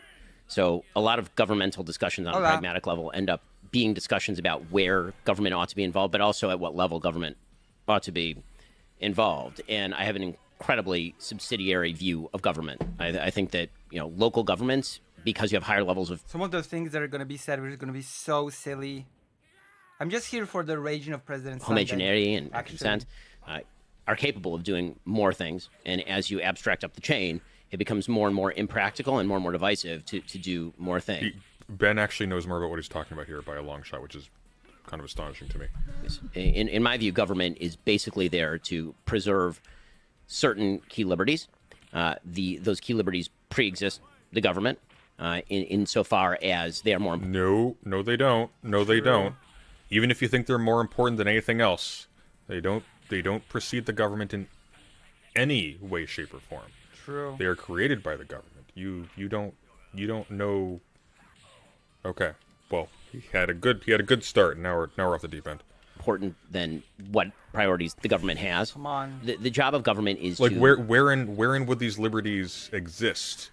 You need institutions secured by government in order to have the freedom to do that theory things like relating to those President Sunday institutions. So, for has, example, even I know that the liberties preceding the government is nonsense. To be able to be able to choose what your community does, you need to have a government that facilitates participation in some kind of deliberative process. Without government, you can't have political freedom. Without government, you can't have certain types of security, for example, that allow for the freedom to like engage in long-term projects or to take risks with resources or things like that. Maintain natural law stuff, and this is dumber than natural law stuff. Like natural law doesn't entail rights is the crucial thing, or not rights. Even say rights. Natural law doesn't include liberties, unless you're talking in a Hobbesian sense. For example, national defense, protection of property rights, protection of religious freedom. Right? These are the key focuses of government as generally expressed. Wait, you can't? Oh, sorry, that's my fault. Oh my God, that's my fault. I'm so sorry. I'm so sorry. I am so sorry. I apologize. Oh my God.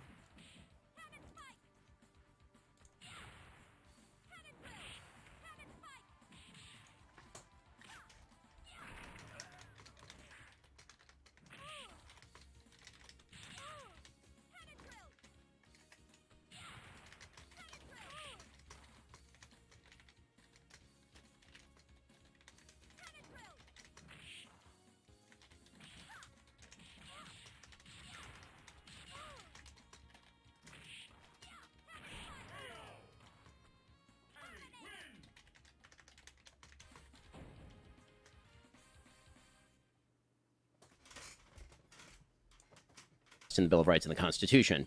And I agree with the general philosophy of the Bill of Rights and the Constitution. Now, that doesn't mean, by the way, that you can't do more on a governmental level, again, as you get closer to the ground, which, by the way, is also embedded in the Constitution. For People 10 forget minutes. the Constitution was originally applied to the federal government, not to local and state governments. But I'm so sorry. If I were going to define conservatism, it would actually be a little broader than that, because I think to understand how people interact with government, you have to go to kind of core values. And so for me, there are a couple of premises. One, human beings have a nature. That nature is neither good nor bad. We have aspects of goodness and we have aspects of badness. This was revealed to me in a dream. Human beings are sinful. We have temptations. And what that means is that we have to be careful not to incentivize the bad, and that we should incentivize the good human beings. Using your sinful nature to predict what your actions will do to the subjects you're applying them towards, right? This is something that people like this always kind of leave out. The notion of sin that they're deploying is supposed to have noetic effects. It's supposed to corrupt your capacity to have knowledge. Leaving aside the fact that being sinful and so on and so forth, your motives are also corrupt. So we switch immediately from, yeah, I think people should be governed at the local level too. We need to actually have a top-down institution that can account for the sinful nature of human beings. And that's going to be motivated by talking about how we need to be careful and how we are in fact powerless by ourselves to restrain that sinful nature and so on and so forth. It all just kind of spirals out. Beings do have agency and are capable of making decisions in the Destiny is so bored. No, Destiny is divorced. I wouldn't be happy sitting there if I was in his shoes either. vast majority of circumstances. And it is better for society if we act Oh as my though God, they that's do. so mean. Second, the basic idea of human nature, there is an idea, in my view, that all human beings have equal value before the law. Yeah, I'm a religious person. That has nothing to do with human nature or with natural law or anything like that. Equal value before the law. Do you mean the natural law? Because if you're talking about the law and you're including like state law in that, well, no, clearly not. Human beings are not equal before the law. They're not. For example, there are criminals who are not Homeless. equal before the law. There are people who are not subjects who are not equal before the law. I think Ben would be very sympathetic to that, and so on and so forth. So I'd say equal value before God, but I think that's also sort of a key tenet of Western civilization, being non-religious or religious, that every individual has equivalent value in sort of cosmic terms. Yeah, because that's why we had kings. You invested neglect with us. the I'm authority to govern sorry. the church, right? Do everything equally well. And so it is not the job of government so to sorry. rectify every imbalance of life. The quest for cosmic justice, as Thomas Sowell suggests, is something that government is generally incapable of doing, and more often than not botches. And Well, not cosmic justice, just political justice. Listen, if you wanted to get my attention, you could have donated and it would have said "Oh Barry," okay? And I would have read the message. Listen, that's the best surefire way to get my attention. Justice, because like the United States, states today are federations, often of subgroups of people who have been brute forced into a situation where they have to get along with other groups under the heel of an institution that is only over them because at some point one group did a terrible amount of violence to them and stole a lot of their territory and resources, among other things. It's not about fulfilling some kind of cosmic justice or rectifying some cosmic injustice. It's about making it so that the system doesn't A, eat its own, or B, dissolve. It's actually very, very cold, the whole notion of social justice. It's not actually about making everything, making all the evils in the world right. It's about making it so that the state in which you live isn't a hellhole. True. makes things worse. So those are a few key tenets, and that tends to materialize in a variety of ways. The easiest way to sum that up would the traditional kind of three legs of the conservative stool. Although now, obviously, Sunday, is he wrong about human nature being neutral? If he wasn't employing the religious terms, isn't this better? Isn't this a better take than the reductionist takes like human nature bad? Well, that's the thing, though, is the whole notion of original sin is a cheat to get to human nature bad. You're just not calling it human nature. Human nature now becomes the ideal configuration of humanity as you conceive it. So he hasn't actually neutralized human nature at all. there's a very fragmented conservative movement in the United States. Would be a socially conservative view in which family is the chief institution of society, like the little platoons of society, as Edmund Burke suggested, in which Oh. Listen, Lucy community is the community that we should be,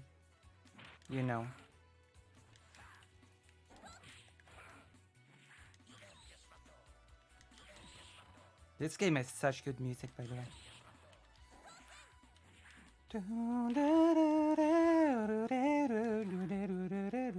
You should play this game with sound on one day. You can probably faintly hear that this game has a pretty nice soundtrack.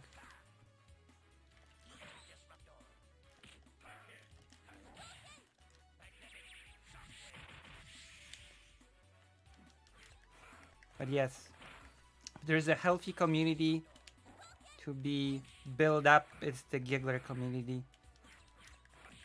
At least if you wanna stream that is basically drama free. free market and property rights are extraordinarily valuable and necessary, because every individual And has the exploitation ability of to unwell be people creative free. with their property and to While we're on freely the subject of alienate that interview. property. And finally, I tend toward a hawkish foreign policy that suggests that the world is not filled with wonderful people who all agree with us and think like us, and those people will pursue adversarial interests if we do not protect our own interests. Hang on. He said that really quickly. I want to get the beginning of this. He said, I have a As hawkish Edmund Burke policy. suggested, in which free market and property rights are extraordinarily valuable and necessary because every individual has the ability to be creative with their property and to freely alienate that property. And finally, I tend toward a hawkish foreign policy. Yeah, but a hawkish foreign policy has created all of your enemies. It's actually created the global situation. It's made the global situation as dangerous as it is. That suggests that the world is not filled with wonderful people who all agree with us and think like us, and those people will pursue adversarial interests if we do not protect our own interests. It's kind of where he's wrong. Most of them actually do think exactly like him, which is part of the problem. Can I ask you a question on that? I'm so Yeah, curious. sure. Okay. I'm excited for this conversation because I consider you to be really intelligent. That's But I feel like sometimes there are ways that conservatives talk about certain issues Well, that's a self-report. that seem to defy logic and reason. I guess. true. So here, and I'm sure you feel the same way about Well, I feel the same way about progressives, but even some liberals for sure. Before I ask this question, it's going to relate to education. We can agree, broadly speaking, that statistics are real and that not everybody could do everything. So, for a grounded example, Wake up, everybody. Statistics.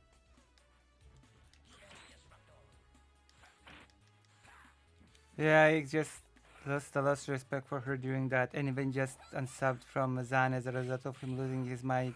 A trend the broader White Forest community. I still held some of hope that couple had some integrity. I was just going through a weird phase. I'm in White Forest, so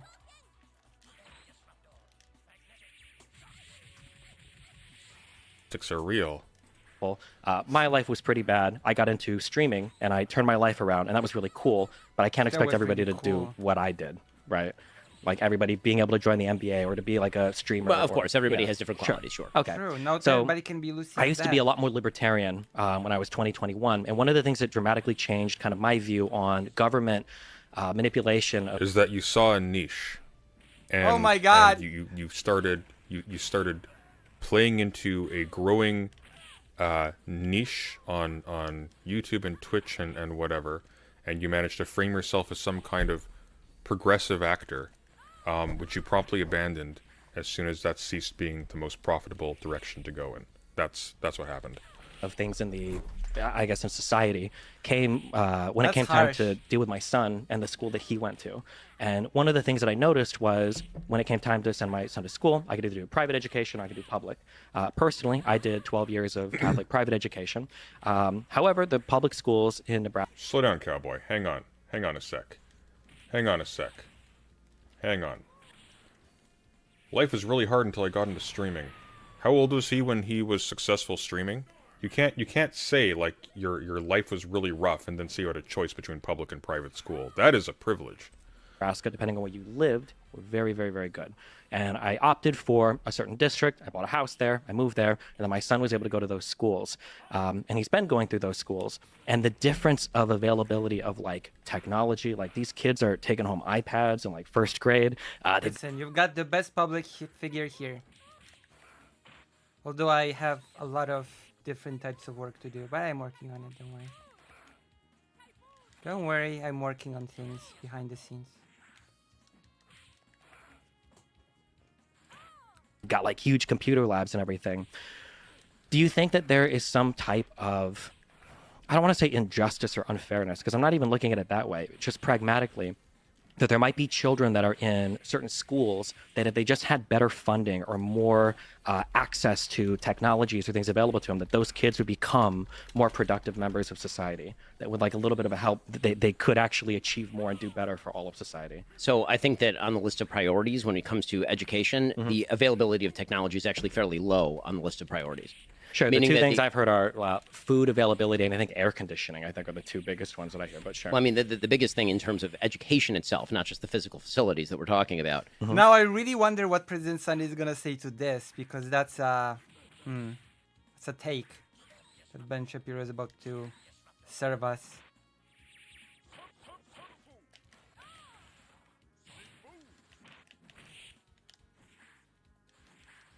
Okay, that's a take. He's about to serve would us. actually be two-parent family households. The face says it all. I love it. This man is so fucking stupid. Sure. Communities that have fathers in them. It's actually Yeah. So if they May don't, Spitfire. Destiny got walked on this. This is so frustrating. May Spitfire, have you watched someone else's coverage of this? Or have you watched it on your own? And yes, you're right, actually. don't have internet or up-to-date textbooks, and they're baking alive or freezing in their school buildings, and they're starving and exhausted because they're not eating properly. That's not important. Okay, what matters is that there's a dick in the house. True. So that's Shapiro's plan to fix Education. poverty yeah. and educational failure in the United States. It's shame single mothers. That's his plan. The number one decisor, according to Roland Fryer, and many studies done on this particular topic.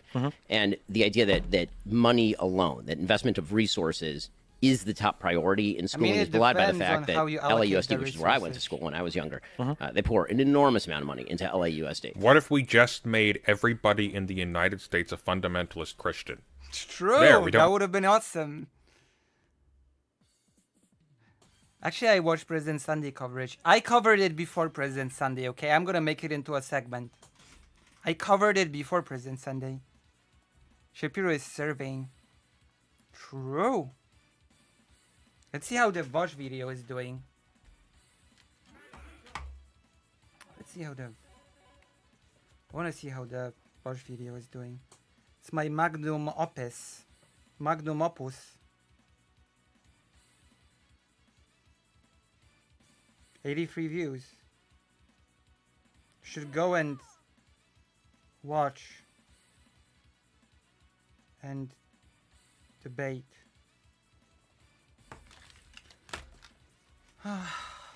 Turbo. We don't need infrastructure anymore. It's just that what's great about this conversation is I can do the same voice for both of them. We're talking about tens of thousands of dollars very often per student, and it does not result in better schooling outcomes. And so when you say, if we could give every kid an iPad, would you give every kid an iPad? The question is not, if I had a replicator machine from Star Trek, would I give everybody an enormous amount of stuff? Sure, I would. Every resource is finite, every resource is limited, and you have to prioritize Well, they're not that limited, though. That's the problem. That's the True. reason why taxing Come the rich on, is Ben. such a powerful slogan, because the rich hoard. You actually have a lot more resources than Then it looks like if you're yeah. poor, because there are people who are taking in most of it. Yes.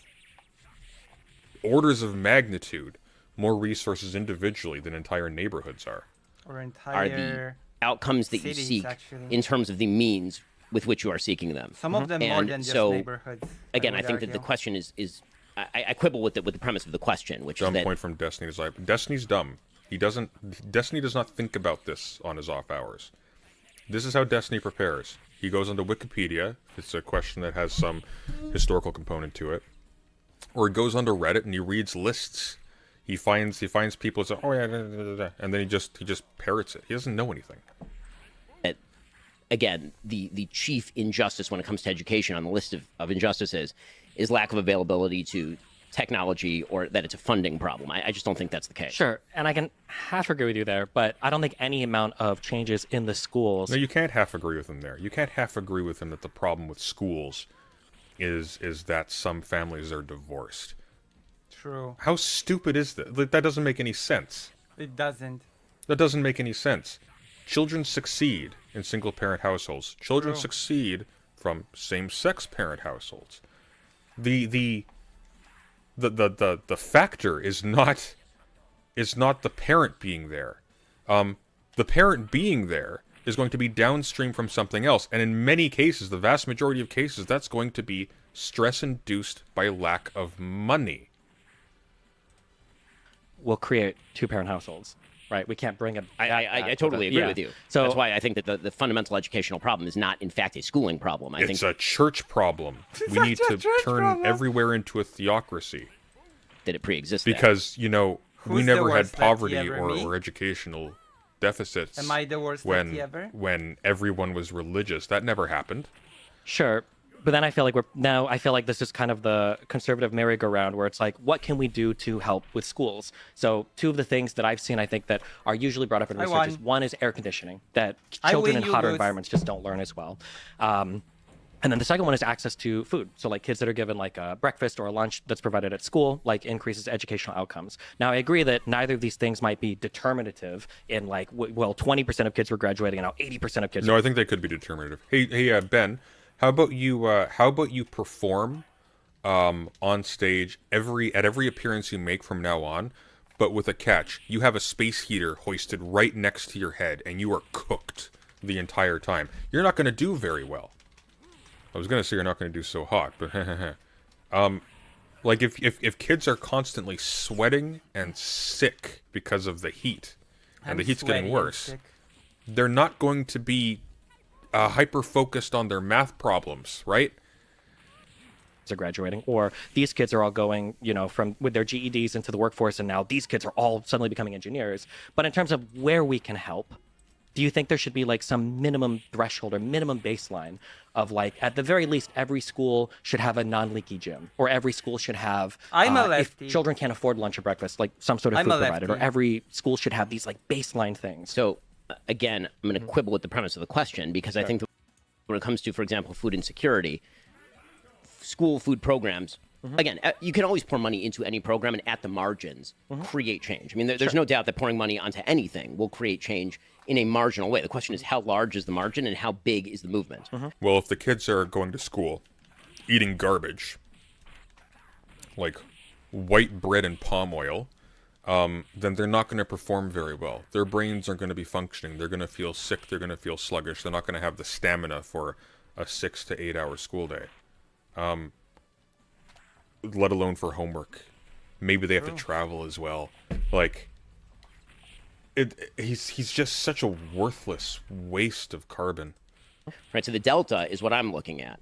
And so I think that you're starting at a second order question, which is, what if we ignore what I would think are the big primary questions of education, namely family structure, value of education at home? No, the primary education at home is useless for the most part.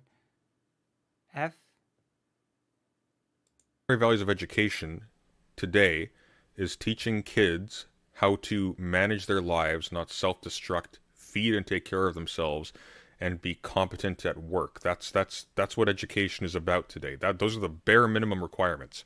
Keeping them alive. In addition to that, it would be nice if you were also able to make them conscientious and historically aware citizens so that they can take part in their democratic societies positively and not just go through blindly their entire lives and never actually being able to exercise freedom or participating in the world. This has nothing to do with parents. How much you have parents who are capable or willing to help with homework? What are the incentive structures we can set up for a society that actually facilitate that? How local communities what you can do is make it so that you've diverted funds to people so they don't have to work as much or have both partners working full time in order to keep the house the kid lives in. But you don't like that. That's socialism.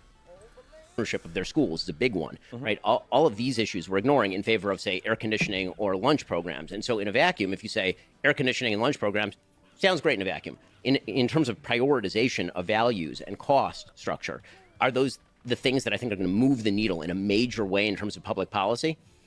Notice how he started off by saying he has a very subsidiary view of politics or of government, where he thinks that the local areas should make determining decisions about what's appropriate for them. But then as soon as he talks about policy, it's always a unitary thing. Homogenous from the top all the way down to the bottom. Wow. Because he doesn't believe in that. I do not. And in fact, I think that many of them end up being disproportionate wastes of money. I've talked before, pretty controversially, about the fact that an enormous amount of school lunch programs are thrown out. Like an enormous amount of that food ends up in the garbage can.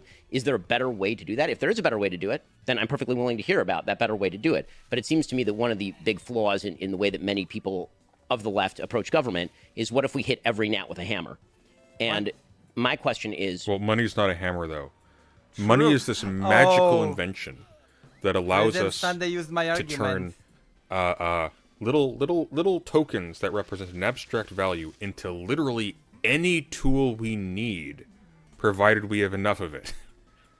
That's how every single government problem internally is going to be solved, because that's the vector by which we allocate Value. our resources and labor. Wait, what's the alternative, Ben? Spirit power? Yes. What if the gnat isn't even the problem? What if Hey, Straight Raid. Ben Shapiro is very annoying because he'll always say the government cannot do XYZ when he actually believes the government should not. Yeah, exactly.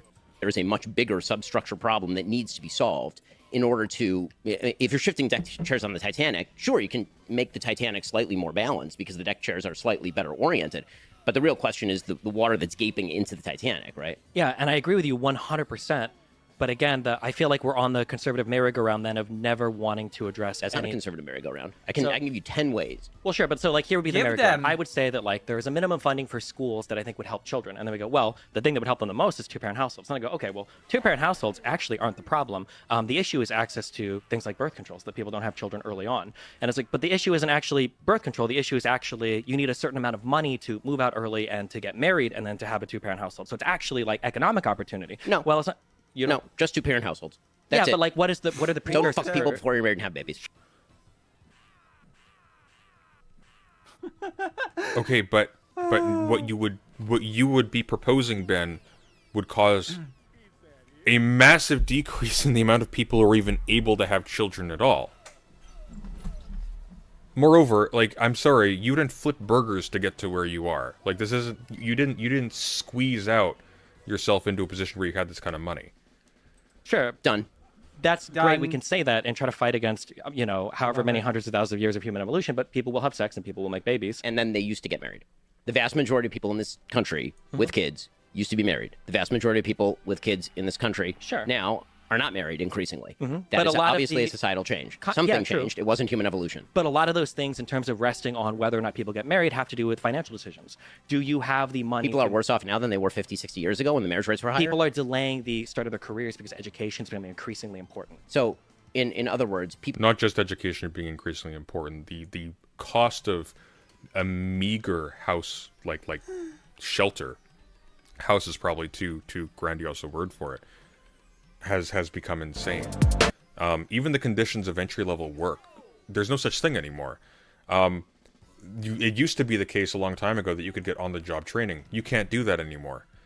You need to have like a degree, and not even just a degree. You need to have a degree, and you need to have extracurricular training before you'll even be looked at for often unpaid work just to get your foot in the door.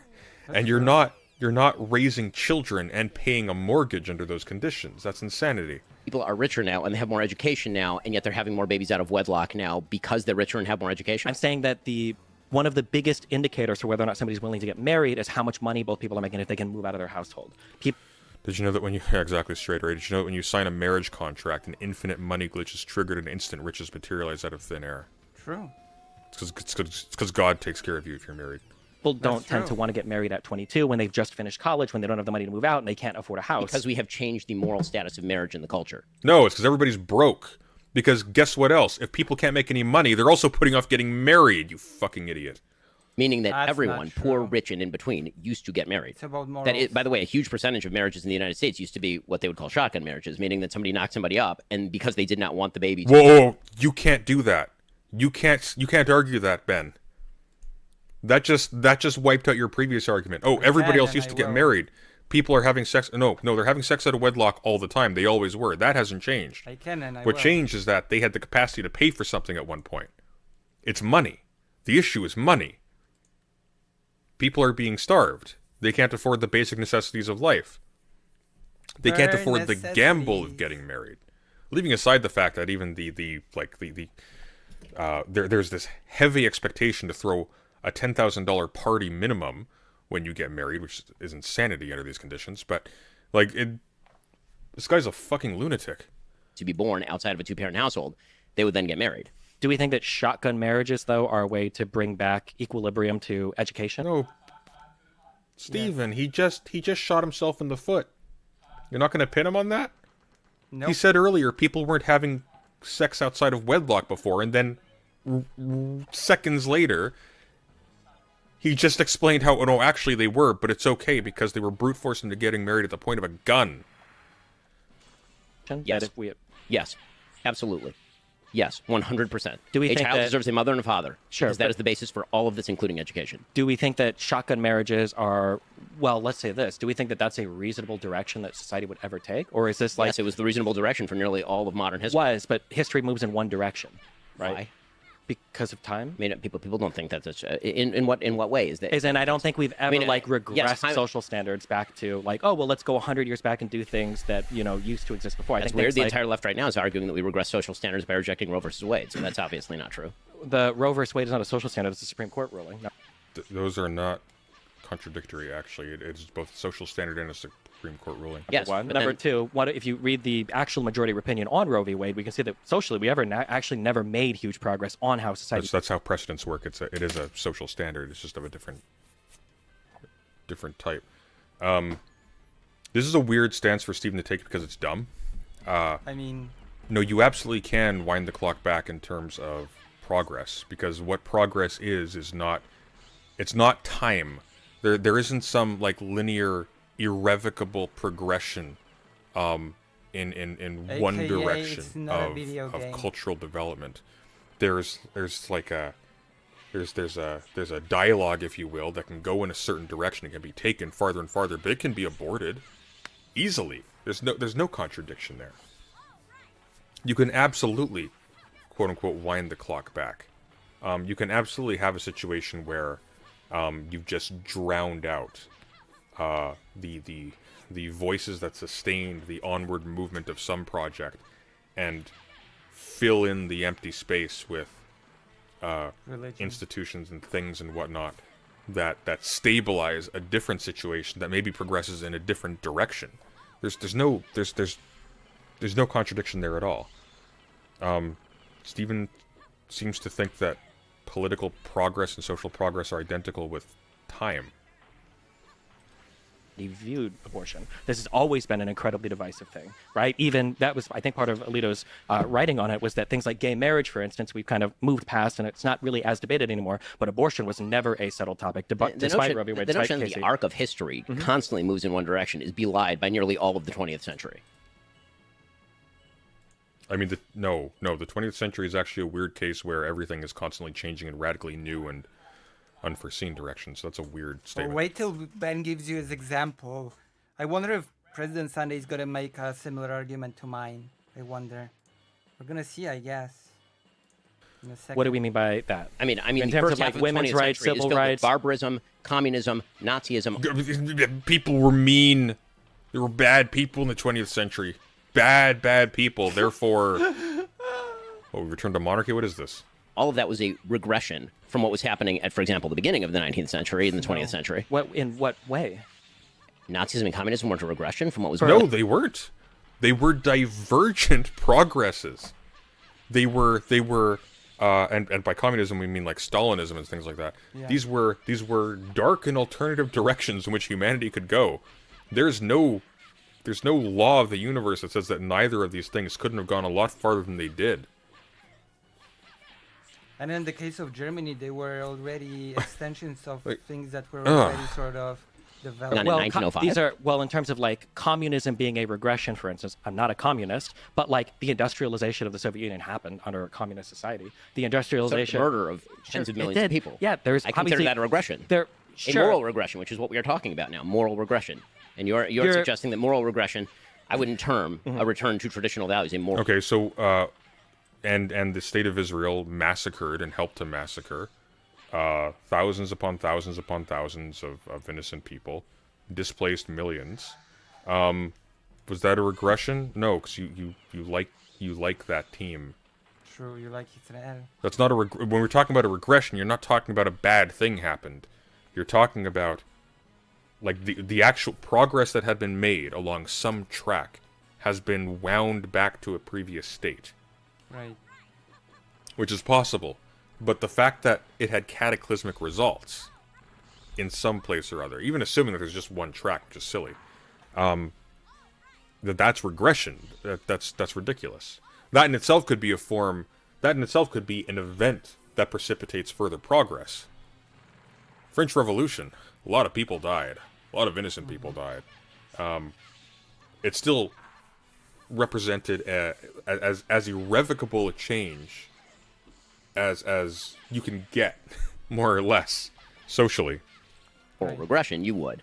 But your suggestion is that history only moves in one direction, and I'm suggesting that history does not only move in one direction, it tends to move actually back and forth. Sure. I don't Yeah, think that- exactly. Progress can include bad things happening is a wild thing for a conservative to believe. Well, the thing is, Shapiro's not a conservative. Shapiro's just a salesman. Like, this is all a grift. He doesn't believe in any of this. all of history moves in one direction. There are going to be wars. There are going to be times of peace. I think in general we're more peaceful now than we have been in the past. But I think when we look at the way that people live their lives, I think that we tend to move in a certain direction socially. So when it comes who to are things, we? Ukraine is in a state of war, so I'm not sure what you mean when you say we are peaceful. That's so relative. like racism, or when it comes to things like slavery or women's rights, I think that there are two huge things that probably aren't changing in the U.S., and one is access to contraception, and one is women working jobs. I think that these two things are probably huge things that are moving us off of shotgun marriages or getting married very early on. And I don't see those. Do you think that those two things are going to change fundamentally? First of all, what the data tend to show is that actually more highly educated people, as you were saying, tend to get married more. So if the idea is that women getting an education... They actually tend to get married later, and they tend to have access to contraception. So they're having a lot of sex out of wedlock. They're just not getting married or getting pregnant. Somehow throws them off. And then, once they're married, they're often not having as many children either. Marriage, it's the opposite.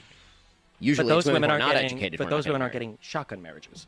Those women aren't having children. Yeah, when but they're now 18, you're 17. shifting the topic. My topic was how to get more people married. When they're children and poor, because you're stupid. And what I'm and then you suggested that higher levels of education are delaying marriage and making it less probable. And what I'm telling you, because this is what the data suggests, is that actually as you raise up the educational ladder, people tend to be married more than they are lower down on the educational ladder. If you're a high school graduate, you're less likely to be married than if you're a postdoc.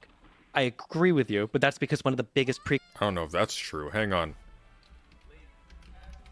I mean, that's going to be a financial distinction, though. People who can get to a postdoc have financial resources behind them to get there. Apparently, President Sunday will just rage quit pretty early on in this, which is very, very interesting.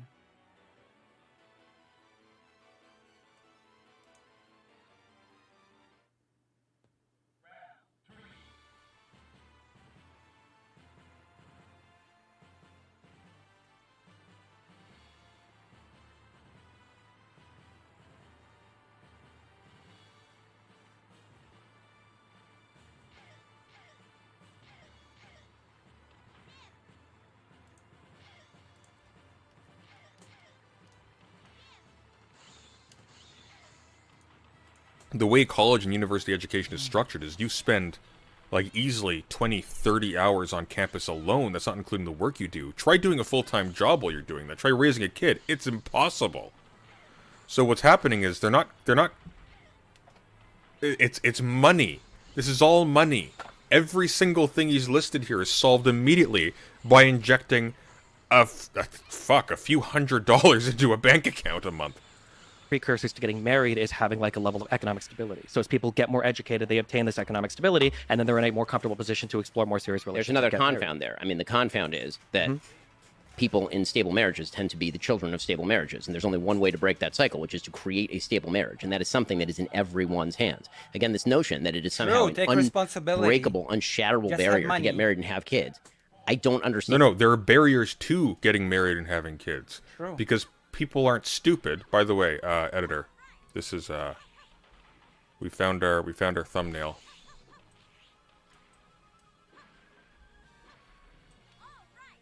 I do like the thumbnails. Here, let's get that nice and big. There we go.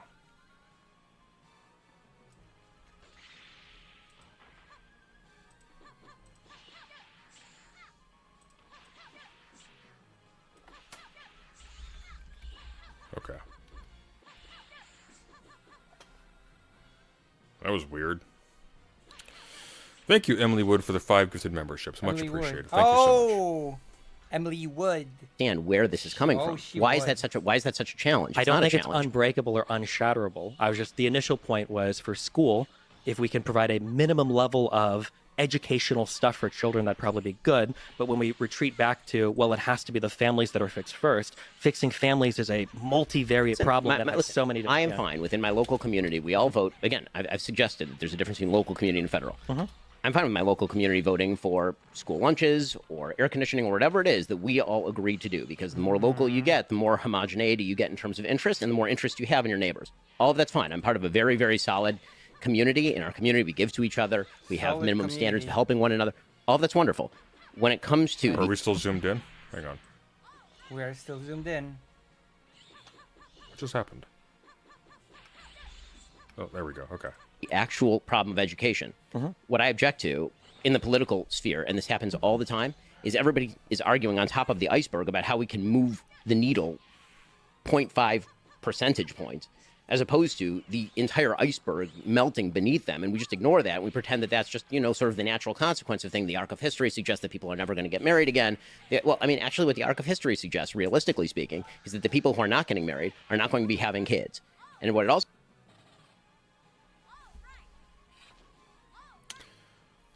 Riddle me this, Ben. If the arc Batman. of history suggests that people who are not getting married are not going to be having kids, then why is the solution to our educational woes making sure that children are not coming from single-parent households? That doesn't make a lot of sense, does it? also suggests that people who are married are going to be having kids. And so the demographic profile actually over time is rather going to shift toward people who are having lots and lots of kids. I'm married. I have 4 kids. Everyone in my community is married. That's like minimum buy-in in my community is 4 kids. Okay, and so what's happening actually in terms of demographics is that the people who are minimum more amount religious of and getting kids married are for- having more kids. And so if you're talking about the arc of history shifting toward marriage, I would suggest that actually demographically over time, long periods of time, not over one generation, over long periods of time, the only cure for low birth rate is going to be the people who get married and have lots of kids. Yeah, I don't necessarily disagree with any of that, but I'm just saying that Ben can't hear you, dummy. No, I'm telepathically sending it to his brain right now. He's waking up in a cold sweat as we speak. Nice. What was that? again President on the Sunday. I know you're upset when I bring up the term merry-go-round. I think that there are good conversations to be had about people getting married because stable families produce stable children that are less likely to commit crime, that are more likely to go to school, that are more likely to be productive members of Define society, et cetera, et stable cetera. I'm families. not going to disagree with you on any of that. All of that is true. It's just frustrating that sometimes when you bring up any problem, all of it will circle back to other things that makes it seem like we can't make any progress in any area without like fixing In what something. way? that's I mean, I fundamental. literally just told you that on the local level, I'm fine for people voting for air Yeah, but so conditioning for and- instance, on the local level, so for school funding is done, I think, generally per district. So what do you do when you have poor districts that can't afford air conditioning for their schools? Sunday, look at the comment section.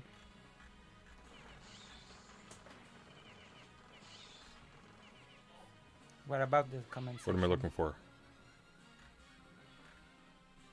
Yeah, what are we looking for? What's up? What? What am I looking for here? There's Yeah, nothing in what the are we comments. looking There's just for? a whole bunch of brain dead Lex Friedman fans. Oh my god, this was the most enlightening conversation I've ever seen. It's a meeting of mental titans. Really? I mean, the idea there I would don't be know. that presumably That cannot if be. the society, meaning the state, and I Meeting of generally don't mean the mental federal titans, state, I I mean don't like the believe state of that. California, for example, decides that everybody ought to have air conditioning, people will vote for air conditioning, the and that's real perfectly comments? legal. And I don't think there's anything morally objectionable Mental about that per titans. se. Cool. I also don't think that that's going to heal anything remotely like the central problem. Sure, and I I think that agree. what tends to happen in terms of government is people love arguing about the problems that can be solved by opening a wallet, and nobody likes to solve a problem by, you know, closing their sex life to one person, for example. What? Or having kids within a stable religious community. Like the things that actually build society. I'm fine with arguing about each of these policies. And whether we apply them or not is a matter generally of pragmatism, not morality. It's a matter of incentive structures, not per se morality. Because incentive structures do have moral underpinnings. There's such a thing as, for example, if you're going to use a welfare program, you have to decide how effective it is, to what crowd it applies, where the cutoffs are. Does it disincentivize work? Does it not? Yeah. All of these are I agree. pragmatic concerns. But on a moral level, the generalized objection that I have to people on the left side of the aisle is that they like to focus in these conversations. Very often it feels as though it's a conversation with... Ben, you could be rewarding a conservative academic or a conservative historian or a conservative social activist or someone like that with this conversation.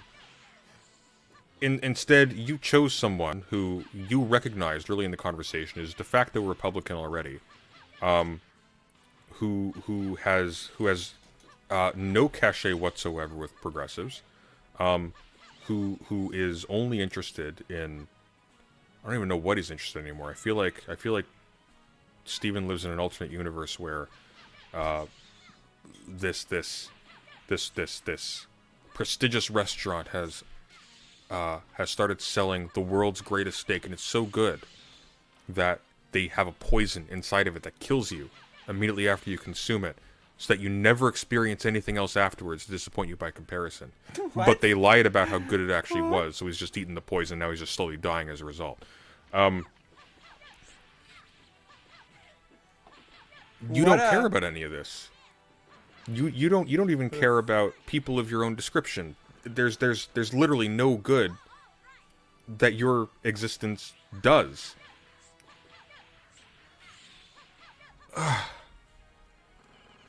Like this whole thing is just masturbatory. I don't even know why he's even accepting these conversations at this point. Like, all these people can retire. They don't love or care about anything.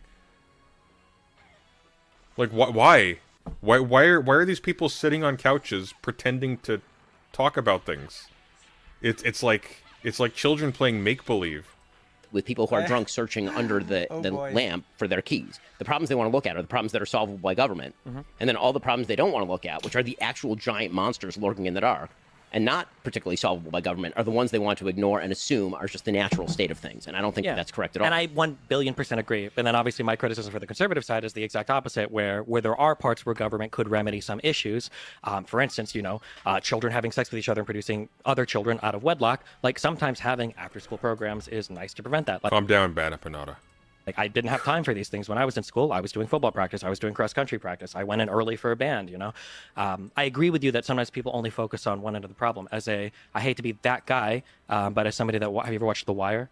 Sure. I'm not going to cite The Wire as a real-life example, but, like, obviously, there's only... Is this why we waited, like a week and a half for this? Yes. Was it a week and a half? Is this why we waited so long for this debate to come out? Yes. So they could put this still in?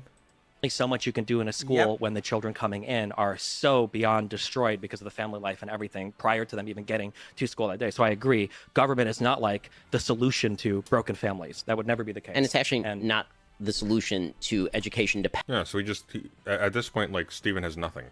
He has literally nothing. It's like, hey, Republican overlords, could you consider maybe putting a few bucks into school lunches? That's all he's got. Yep. Just utterly spineless. Depending on the kind of solutions that you're talking about. Some solutions, yes. Some solutions, no. Yeah. So the only thing I'm looking at is, as I said earlier, just like these minimum threshold things where it's like, where can government make? Because you mentioned marginal, which I think is a really good way to look at things. There's marginal costs. He's literally just trying to be the cucked Republican. That's the only angle here.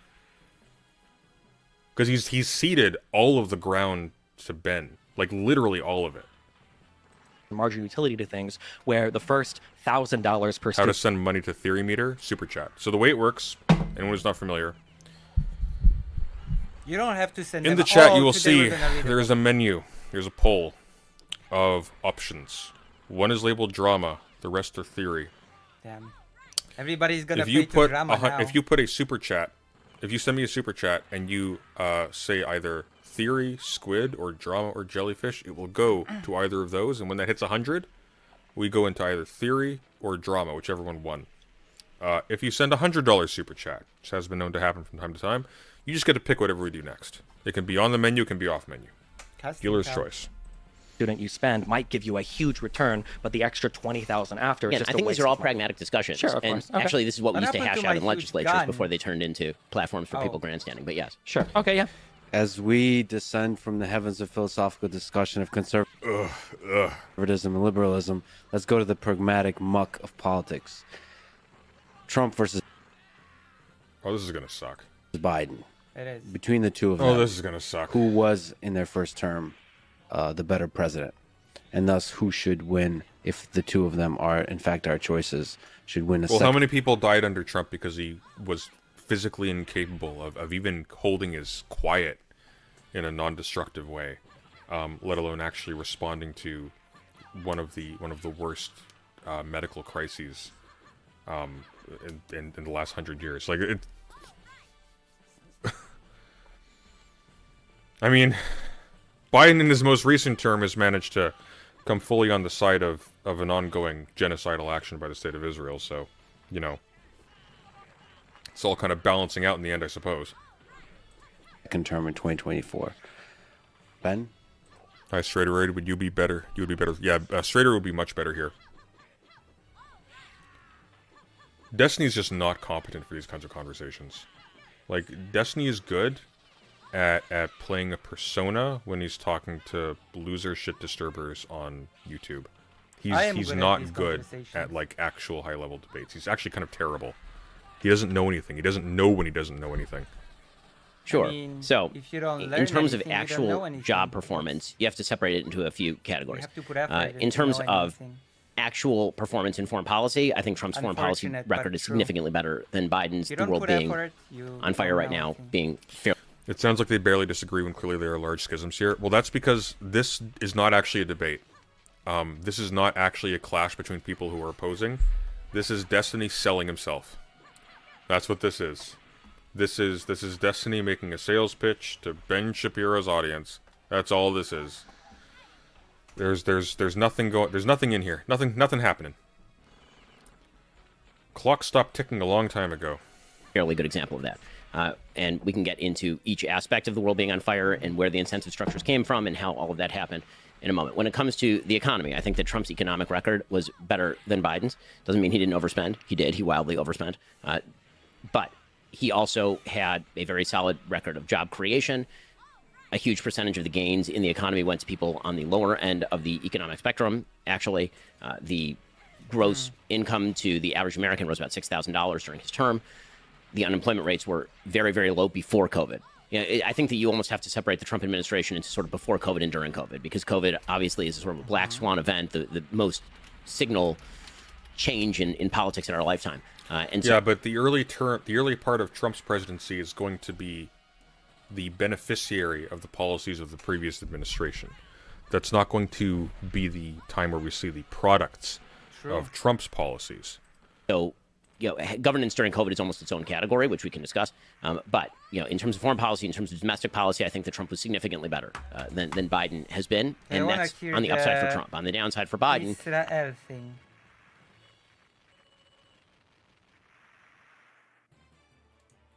Let's go further.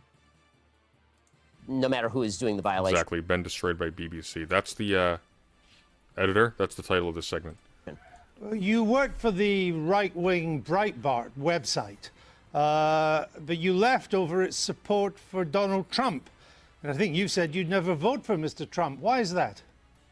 Well, in 2015, 2016, the Breitbart made a hard turn in favor of one particular candidate, and that's their prerogative. Lots of publications have an editorial point of view, and Breitbart was one of those. The reason that I left Breitbart specifically was because of an incident in which a Breitbart reporter, a female reporter, was grabbed on the arm by Corey Lewandowski, then the campaign manager for President Trump, and was bruised on the arm. And then Corey Lewandowski proceeded to lie about it, and Breitbart proceeded to throw its own reporter under the bus, suggest that she was lying or making this up.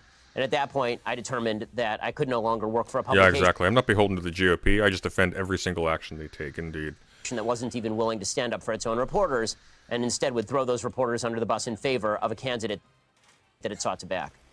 Haven't you lost your battle for the Republican Party, though? Isn't the Republican Party now the party of Trump?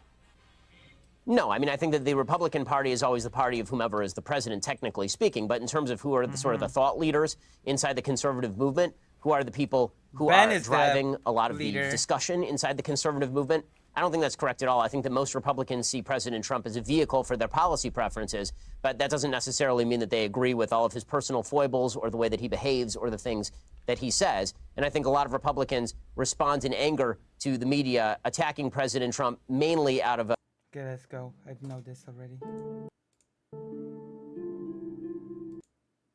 Years ago, like, whatever. You get what I Let's mean. go. hope in Africa. All of that is the result of the fact that Joe Biden reoriented the United States Yeah, decades ago. Hang on. Give me a sec. Why do I forget the decade here? Too many. Yeah, because they came from the 90s. Yeah, decades Too many ago. There we go. decades. In the Too very many early decades. days, in favor of a more pro-Iranian stance, he appointed Robert Malley to negotiate the Iran deal, who, as it turns out, was using proxies. Many of his aides were actually taking money from Iran. The Biden administration, literally one of their first acts was to delist the Houthis as a terror organization and end sanctions against the Houthis. Yeah, because it's a deeply impoverished place, and that is one of the reasons why it's a prime real estate for powerful hostile actors to the United States and its allies in the Middle East to recruit and to use them. Like that, this is pretty basic. It's amazing how slovenly both of them look. Drama jelly.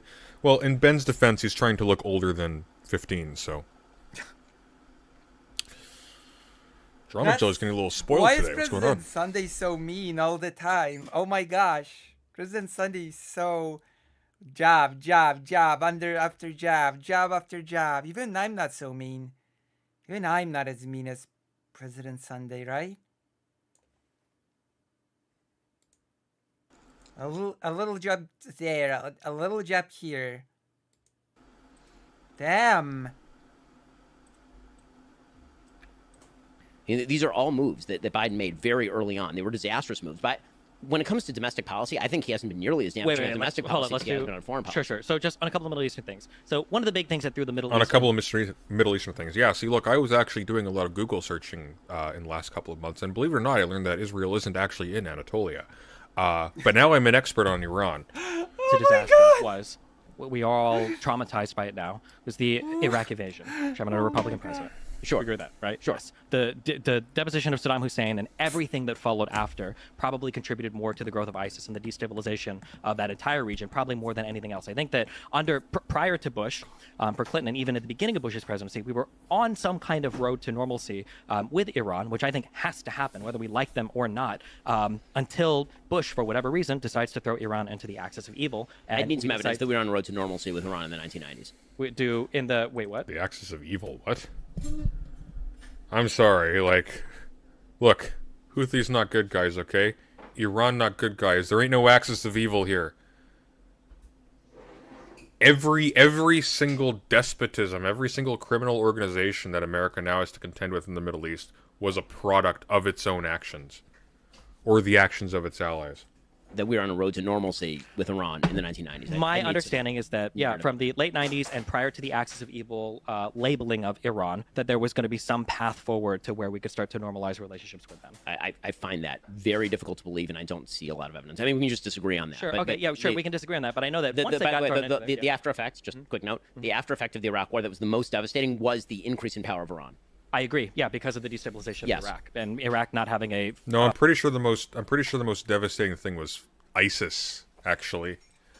A government there that was functional for at least a decade. And was, in fact, a Sunni government, right? Originally, it was a Sunni government. Disbanding the Sunni army was one of the worst things that the Bush administration did. Banning all the former Ba'ath parties. Sectarian, Yeah, all horrible under a Republican president. But don't disagree. That that probably contributed more to ISIS, to the growth of power in Iran, maybe even to the destabilization of Syria, probably more than anything. Maybe a little bit. Maybe a little bit. Did. Also, I was referring to George Bush. Oh, is he? Okay. Well. When we look at Iran funding people in the region, I don't disagree with that as well. I thought he was using that phrase naively. I think he was. I like that comes from Bush. Thank you, but I don't think he was using it as a reference to Bush. I think he was just appropriating that language. I think Iran is the number one instigator of bad guy things right now in the Middle East. Iran, the IRGC, I supported when Donald Trump killed Soleimani. I think that was a great thing. I think that. Why? Why was that a great thing? Iran is a major problem. However, I don't know if the why would you support that? Forward is constantly being a belligerent to Iran or trying to figure out some road to normalcy. I don't know if the collapse of Iran or the destruction of that country, considering how unpopular the Ayatollah even is there. Like the citizens of Iran, I don't think are big supporters of the government there. I feel like moving on a path where, let's do our nuclear inspections. We had that Iranian nuclear deal that Trump pulled out of. Let's do the nuclear inspections. Make sure you're not on a way to nuclear weapons. Let's unfreeze some funds. Let's move in some direction where we get on a good term with you. I feel like that's the most important thing that needs to happen in the Middle East. In the world, as much as people like to look at the Abraham Accords, who cares if what was it? Bahrain, I think Oman. Why on earth? I'm sorry. I'm kind of astonished by this. Why on earth would you think that the assassination of Soleimani was a good thing? That massively increased. That was basically an act of war. That was massively increased hostilities between the United States and Iran. How's that a good thing? Are you nuts?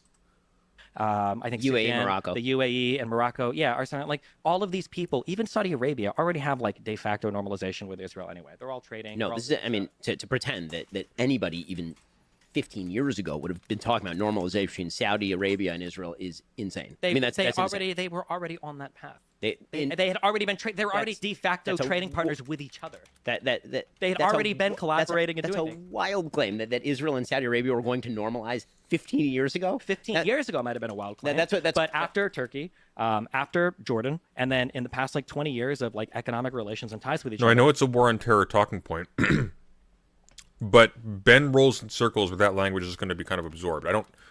Maybe I misheard, but I don't think he was specifically referencing a speech. I think he was just using that language. All of the leadership in the Middle East, and you'll agree with this. Like if he started using like the language of bad hombres, I wouldn't assume he's quoting Trump, right? He's just copying Trump. There's a difference. Look at Israel, and they go, okay, well, we've got Palestinians who, God bless them, do nothing, and then you've got Israel, which is on a region with no natural resources. God bless those Palestinians. Economic giant. They're good to trade with. Their population is educated. They, have military power. All of the leadership in these Middle Eastern countries are wanting to be friendly with Israel and are engaging in trade de facto with Israel. And the idea that like the UAE and Bahrain were brought in to say like, oh well, now we're going to officially say this. Those were the first steps toward obviously the formation. Do you think the assassination was good because it was done with the funny katana missile? Maybe. Of a new Middle East in which economics would predominate over sectarian conflict. The chief obstacle to that is Iran. I agree. The notion that negotiations with the Ayatollah were going to be a solution to any of this is but do we think absolutely benighted. Is it the Abraham Accords that's convincing Saudi Arabia to take a stance against Iran? No, I mean, Saudi Arabia. They're already fighting. They're already fighting with each other, right? Like, no, I don't think the Abraham Accords moved us any closer towards any type of real peace in the region. No, the point what has to happen is something has to happen with Iran. There has to be some diplomatic bilateral communication there. No, what has to happen is the containment of Iran, which was what was what was taking place with the increased normalization with the Sunni Arab world and Israel. He thinks the assassination was good because it was done with the funny katana missile. Combined with significant economic sanctions. It was. The notion that there's this far-fetched notion in foreign policy circles that diplomacy can sort of be wish cast out of thin air. That if you sit around a table, that you can always come to an agreement with somebody. The Ayatollahs do not have common interests with the United States.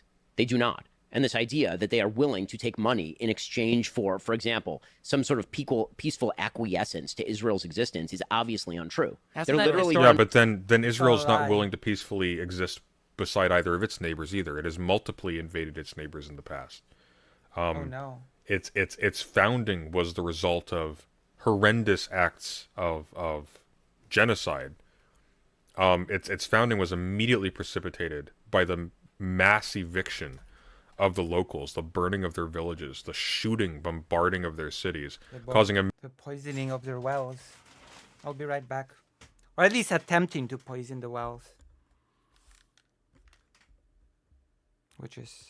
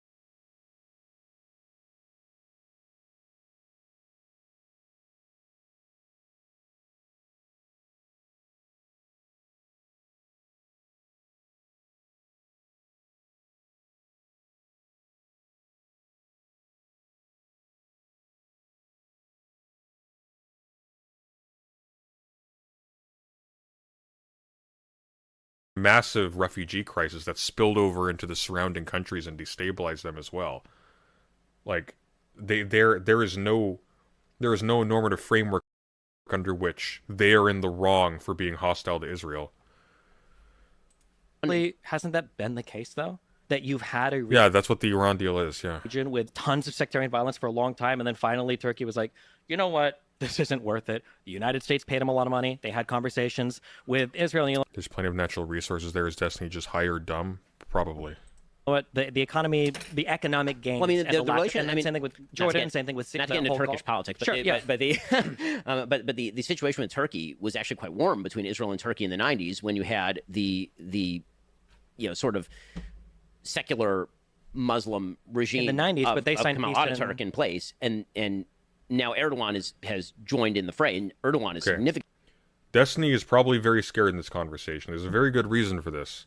Because Ben Shapiro is a brainless shithead, but Ben Shapiro has been talking about this stuff for 10 years. Destiny just learned where the states in his own country are located on stream weeks ago. Destiny just learned that Erdogan was not the president of Israel months ago. He's not equipped for this conversation. Most people are not equipped for this conversation. You have to know a lot. Like a lot.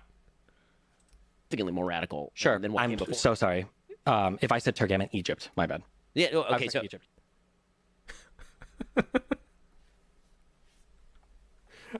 I mean, hang on, wait. Did Ben even catch that?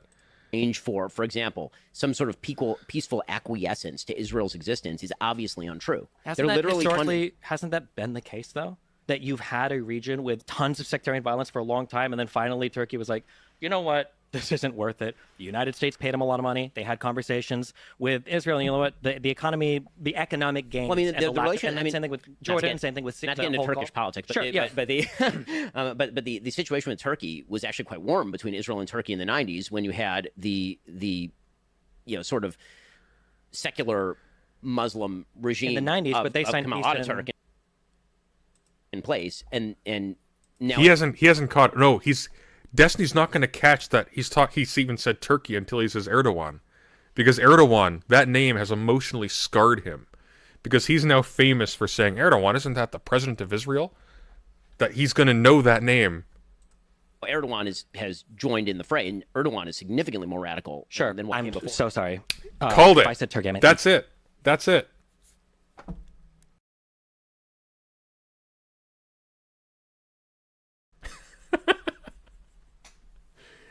They could have talked for hours on this. He wouldn't have caught it. He would have tried to bullshit his way through.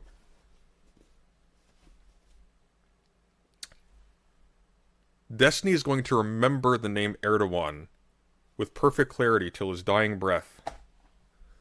It's going to haunt him. Egypt. My bad.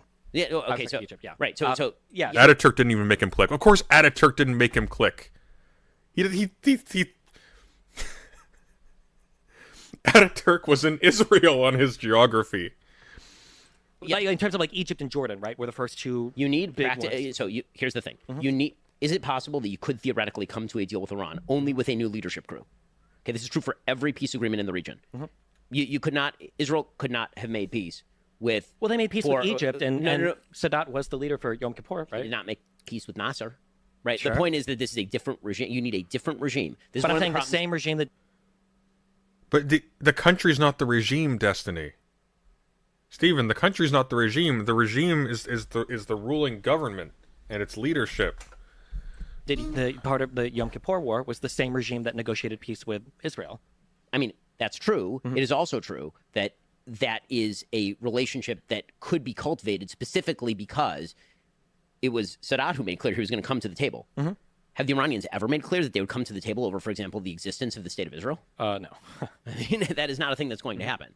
But I think people probably Literally, felt their the proxy- same. Every single one of their proxy groups, every one of them, not only calls for the Oh destruction God, he's shaking. See that nod? He's nervous. of the state of Israel, they also call God, for the I'm watching his neck just like swallow constantly. He's run himself dry. He got put on the back foot by once again failing to know where Turkey is, and destruction of America. I mean, this is literally the Houthi slogan. They're busy hitting ships, and their slogan is literally Allahu Akbar, death to America, death to the Jews, death to Israel. it doesn't fit on a bumper sticker, but and it's not all that catchy, but that is in fact their slogan. The notion that the regime that propagates that is going to be approached with diplomacy is not only wrong. The problem is that it's easy to say that the stakes of diplomacy are okay. Well, so we try to talk, right? Jaw is better than war. Well, I mean, we literally were, though. Like, there was a truce being facilitated between the internationally recognized government and the Houthis until the Gaza massacre provided a pretext for provoking the United States into an altercation, which was actually a very smart move for the Houthis, because unless the United States goes absolutely insane and starts bathing Yemen in fire, Wokeism. They've done three important things. The first is that they have created the impression that they are a contender. They are a thing the United States has to contend with in order to maintain its assets in the region. The second is they've buried their own domestic failure to run the government and to provide basic services, which, by the way, is not actually fully their fault, but they're also a brutal fundamentalist regime that is more popular now than it was at the beginning of this, at the beginning of the Gaza thing, but it's got problems. It doesn't have to execute journalists and human rights activists and brutalize protesters for no reason. And third, as a consequence of it positioning itself in this way, it is now popular across the Arab world and is likely going to be receiving an increasing trickle of material to increase its power. And in addition to all of this, once if they become stronger as a result of this, which it seems like they will be, they may not have to negotiate for the same type of deal as they were going to before. So it's dumb. It's dumb. God, he's looking right at me through that camera. It's really weird. Sure. The only problem is that in the Middle East, weakness is taken as a sign that aggression might be an appropriate response. That is how things work in the Middle East. And the fact... Oh, yeah, I forgot you were pro-Houthi shill. Yeah, Jesus Christ. That Barack... Strader says, why does there never talk about a mutual recognition between these states? It's always the expectation that every other country bend the knee. Because they're populated by disposable desert people who live in sewage in Ben's mind. That's why. Because they're not people to them. That's why they hate them. They just hate them. It's just total contempt. Which is why it's the disaster it is. That Joe Biden, rather, came into office with an orientation toward continuing the Obama policies in Iran has led to conflagrations, these sort of brush fires breaking out everywhere that Iran has borders with either the West or Israel or both, right? Any place that's happening is leading to brush fires because, again, the logic of violence in the Middle East is not quite the logic of violence in other places in the world. By the way, I think the logic of violence in the Middle East is actually closer to what most international politics looks like than we wish that it were. I mean, I think that's part of what's happening in Ukraine as well. So you think which brings me back... What? By the way, here's my question about Ukraine. Sure. Well, just real quick, and then you can answer this one. So you think that for Iran... It didn't even get to Ukraine. I mean, I heard President Sunday quits before. In the Nakba. Oh, yeah. Okay. Wait, what is that even... Is everybody behind in the stream? What the fuck did he just say? Hang on. Brush fires breaking out everywhere that Iran has borders with either the West or Israel or both, right? Any place that's happening is leading to brush fires because, again, the logic of violence in the Middle East is not quite the logic of violence in other places in the world. By the way, I think the logic of violence in the Middle East is actually closer to what most international politics looks like than we wish that it were. I mean, I think that's part of what's happening in Ukraine as well. Then it wished that we were. Okay. Yeah, it's just a case in point. Once again, Middle Easterners are barbarous sewage dwellers in Ben's mind. That's how he views them. There is no logic behind it. That's the logic of violence in the Middle East. There is no logic.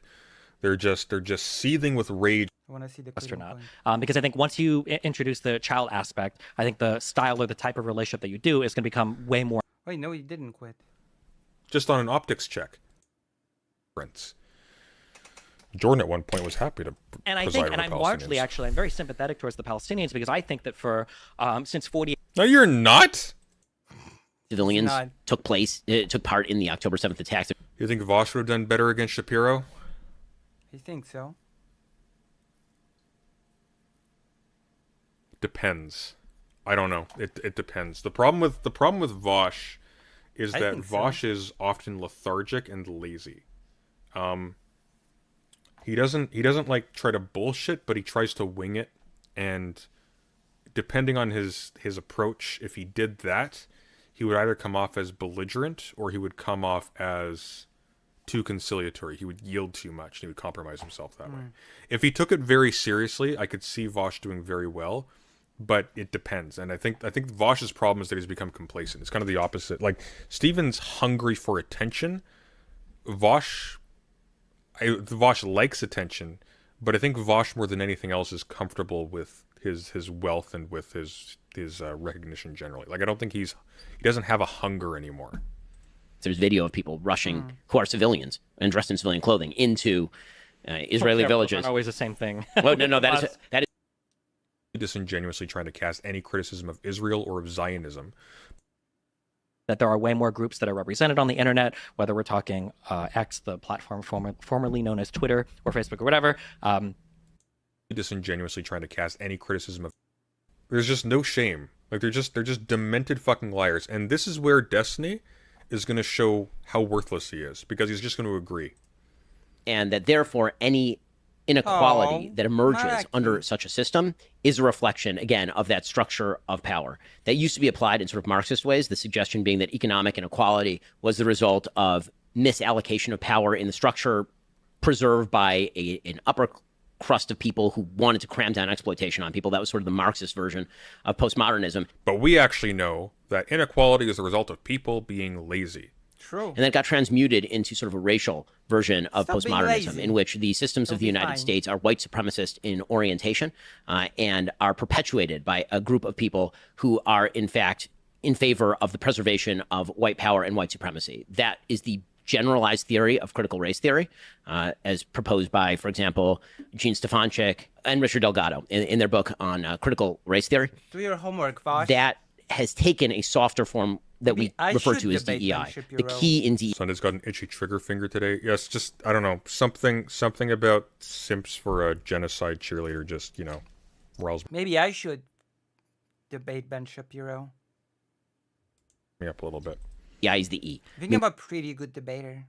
Do you think I'm a pretty good debater? I Meaning think so. equity. So equity is a term that does not mean equality. People mix it up. Equality is the idea. This is like Glenn Beck tier. Like, it never evolves. It's always the same shit. That we all ought to have equal rights, that we all ought to be treated equally by the law. Equity is the idea that if there is an inequality that emerges from any system, it is therefore due to discrimination. And the best way to tell whether somebody has been Well, victimized. what else is it due to then? Like, I'm sorry if there's an inequality at the level of whole populations, sort of necessity, unless you want to try and make. Seriously, you've done an excellent job. I think. Really? Maybe I should debate more.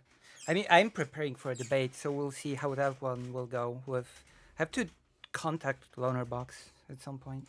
The argument that there is some essential component in entire populations of ethnic groups Lucy, debate that makes queen. them less able than other ones, unless you want to say like, oh look, it is what it is. Black population, they just can't It is. compete at that level, so we see where the median lies. That's going to be the argument. Is by dint of their race. And we can tell whether you're a member of an oppressed group or an oppressor group by the intersectional identity that you carry and by the nature of your group's success or failure predominantly along economic and power lines. Does he ever push back? Look how short this is. This section is too short for him to push back. He's going to agree, and that's going to be it. Institutional. Yeah, this guy's dead. He's just dead inside. There's nothing there. I'm It's not dead American life. inside. This I'm means alive. that if one group is predominantly This man's going to be 40 years old not too long from now. That's a grisly situation. successful I'm economically, not they dead. must be a member of the victimizing class. And the only corrective for that would be, as Ibram X. Kendi likes to suggest, effectively anti-racist policy is racism in the service of destroying racism. I can't. I fucking never X Kendi.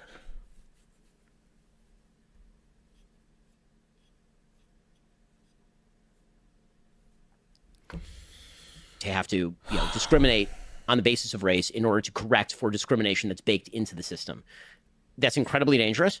It leads to a victim-victimizer narrative that is unhealthy for individuals and terrible for societies. It relieves people of individual responsibility, and it destroys the very notion of an objective metric by which we can decide meritocracy. And meritocracy is the only system by which you Meritocracy. can decide meritocracy. If you're... Hang on. If it's a meritocracy, then merit decides. You don't decide a meritocracy. That's kind of the whole... That doesn't make any sense.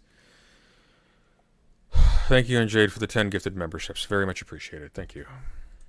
System human beings have ever devised that has positive externalities in literally any area of life. Every other distribution of wealth, power, done along other lines that is not having to do with merit has negative externalities. Every system having to do with merit has positive externalities because presumably the most effective and useful people are going to succeed under those systems. That's the very basis of a meritocracy. And okay, but here's the problem though, Ben. If you don't already have a meritocracy and there are already people who have succeeded and those people have the capacity to gatekeep or to hoard material, then you can't just switch to a meritocracy. The situation has started off slanted. That doesn't just disappear. He's so dumb. The externalities of that mean that other people benefit from the meritorious and excellent performance of those people. Maybe it would be good to get your comments, your old stomping ground, Harvard. Do you think the president... You're not going to give any pushback to that? Nope. Nope. You're not going to give any pushback to that? Nope. of Harvard... He's actually going to provide... I think he's just going to co-sign it.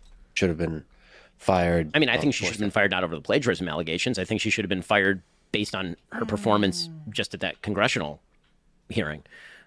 If the word black had been substituted for Jew in that statement by Elise Stefanik that she was asking about, or trans, or literally any other minority in America, maybe with the exception of Asian, then the answer would have been this isn't a debate. They're just agreeing with each other. True.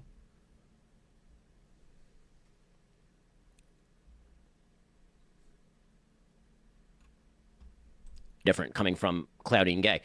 With that said, I don't think the firing of Cloudy and Gay really accomplishes very much. Meaning, did she get what she deserved? Sure. Does that mean that the underlying DEI equity-based system has been in any way severely damaged? No, I think that this is a way for universities...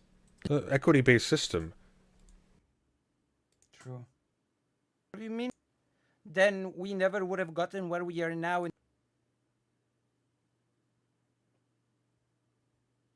Wait, I'm looking for a clip. Oh, there we go. That's the one.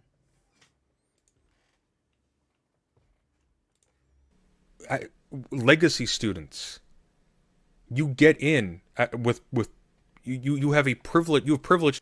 Trans Ally Destiny had to throw that entrance comment in there because there's such an true access to universities based on your parents going to that university.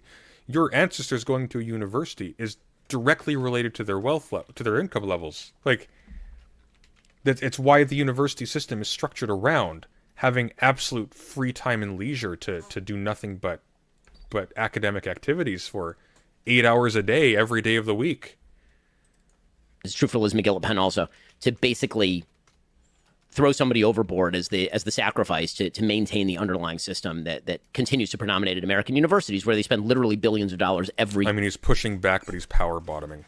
That's a good way to put it, actually. Power Destiny's bottoming? pushback, he's just power bottoming Ben right now. Oh my god. year on DEI initiatives and diversity.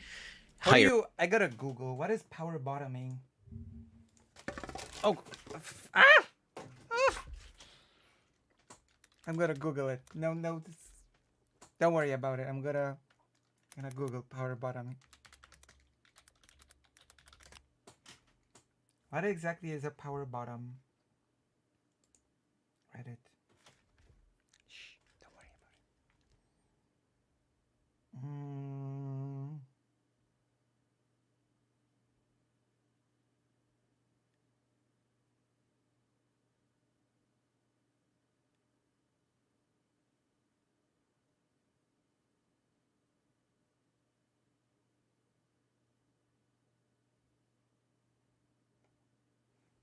So Destiny is dominant in this conversation?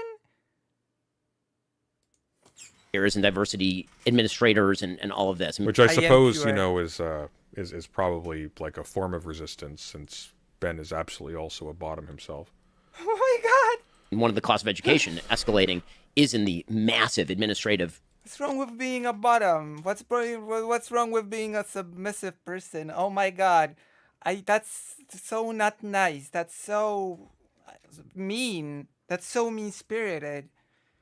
I feel so criticized and called out. What's wrong with being submissive like Lucy? I don't know. I feel,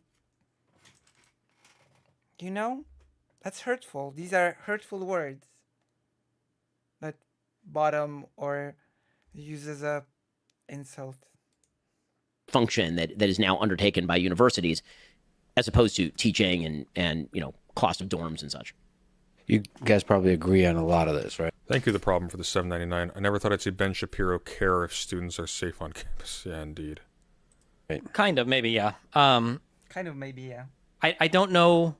I don't know what makes things do this, but it feels like we can never like have a good thing and then have There it. we go. Prepare yourself, President Sunday, because you're about to be. I don't know what word to use. You're about to be Sundayed. Yeah. End as a good thing. Things always get taken to their extreme, and then we have to fight on those extremes. Like, I would argue that back in my day, we called it SJW, Social Back in Justice my Warriors, before it day. became woke. I think like 2013 onwards. What do Whatever. you mean back in your day? That's like 5 years ago. Like, there are aspects to. Oh my god. Back in my day.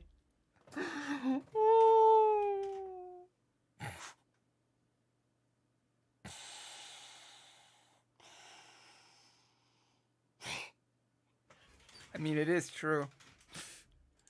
Wokeism that I think are good. Like, I like the additional representation that we have in media now. I like how, as much as people complain about the internet and how it's regulated, that there are way more groups that are represented on the internet, whether we're talking X, the platform formerly known as Twitter or Facebook or whatever. I think in some ways, or whether we're pushing, you know, like women's achievements in school and in the wider workforce, I think that these are all good things.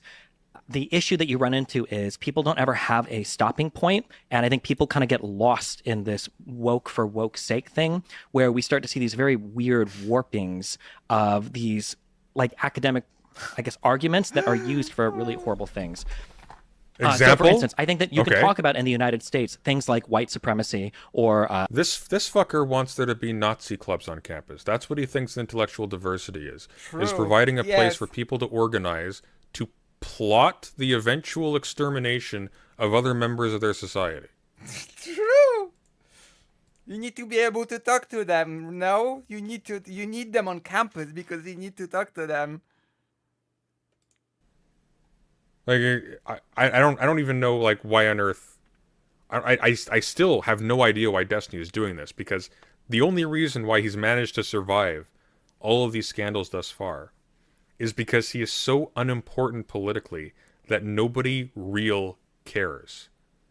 People forget, like, because there's 10,000 we had somebody in the chat earlier, it's like, hey, he's got like 10,000 concurrent viewers. How Wow. I've got 11, 12 viewers. Thank you all for being here. much do you have? It's like, do you realize how tiny that number is?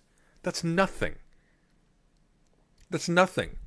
Vosh has 10,000 concurrent viewers. He got turned away from, actually he and Destiny both got turned away from being able to visit the White House, no? Just on an optics check, which they hadn't done before. They are non-entities. They weren't known. They were like students visiting City Hall. These people are not relevant. Like people significant times their size are not relevant. Like how about someone like Markiplier, okay? Like a game streamer. A lot of Asmongold. people don't know who that is. A lot of people don't know who like members of government are. Like these are not relevant figures. They're They're only propagandists for a tiny little bubble. Tiny. That sounded like a jab. Tiny. Maybe it's just a coincidence. It's okay. I'm getting divorced with him anyway, so it's okay. You can say tiny. That's fine. So I don't know why he's pursuing this, because he clearly has no passion for it. He clearly hates it, because like he's watering himself down to the point where he's just humiliating himself. That wasn't just anybody's Sunday. That was the lore master. Oh, God. The what? Things like oppression of certain demographics, especially with like Jim Crow laws and pre-Jim Crow. And you can even talk about effects from that. But then when you run into this weird world where we've kind of warped these things so that like not only is white supremacy still as present today as it ever has been, well, actually, black people and other minorities can't even be racist. They don't have the power to, because we're going to use a different definition of racism. And we can only talk about punching up as opposed to punching down. Yeah, that's not an academic definition. That's a particular clique that's onboarded that. And you never hear that, by the way, in academia. It's not really used. I'm sure there's some dumb dipshits here. Maybe it's Twitter academia. Have you considered that academia? Twitter, the X-Men. There who have gotten into the X-Men, who have like taught as adjuncts and use that because they don't actually care about this all that much. But that's not. If you even look at the history of that language, that sort of power plus privilege formulation that allows people to make that argument that, oh well, if you're part of an oppressed group, you can't actually be racist. The source for that is not like some well circulated academic text. It's actually almost impossible to find. I know, because we tried to find it. We actually dug it up. There's the reasoning behind it is feels like a skill issue, President Sunday. It's more or less lost to history. It's just like, feels like a skill issue, President Sunday. I don't know who you are, Sunday. Good. I want my anonymity. Anonymity is safety. Anonymity means I get to enjoy life. And we're actually going to say it's totally okay for these people to say or do whatever they want, and it's never bad. But like white people who have always been the oppressors, even if you're like... Straight says, yeah, every streamer invited to the White House failed the background check, but it was Haiwan's. It was Hassan's Taiwan. It was Hassan's Taiwan comments that ended up being the nail in the coffin, allegedly. Well, I think that's probably what made them pay attention to it. But the point is, nobody was paying attention. Nobody cared. These people are not relevant. None of this is relevant. None of this matters. Like, literally, none of it matters. It makes no difference. The people who are like, ooh, yeah, we're gonna get these epic streamers into politics. Is Destiny gonna be president one day? They're delusional. None of these people are going. Destiny's go. Oh my God, what a scary thought. Destiny is president. It's such a scary. What a scary prospect to think about. Destiny is president. Going anywhere. They're toxic. Not toxic in terms of their attitudes, like Destiny certainly is, but toxic in the sense that nobody who's actually serious about trying to have a political career is going to touch them with a 10-foot pole. How would someone like this ever like occupy a space in any kind of like legitimate organization? He's on we have him on basically everything under the sun. We have him advocating for genocide under that language. He then goes to elaborate what is effectively a genocidal program as his preferred Senator line. Destiny. We have him single-handedly building the career of someone I don't know, Vice President Lav, who both self-identified as a rapist and didn't self-identify as a pedophile, except in the song called "I Am a Pedophile." But also his whole cuties review thing, where he was like, "Oh yeah, I thought those like 13-year-old girls or whatever were hot, really hot or whatever." We have him, like we have him on like there's no way, like Trump couldn't survive this. Like a trailer park guy whose family's addicted to meth, you have all this privilege, et cetera, et cetera. There are literally people with I presume like just a complete vacancy of a father figure in their life on his Reddit who think he's going to be like some major political figure someday, or think he's like some kind of philosopher. Like it's sad. It's really sad. You run into these issues where wokeism, it starts off as like a really good idea, and I would argue has achieved really good things, especially in regards to like women. Woke. Sonny, don't you remember when Sargon led the Independent Party in Britain and won every election? Sargon of Akkad has better optics than Destiny does, which is a hell of a thing. That is.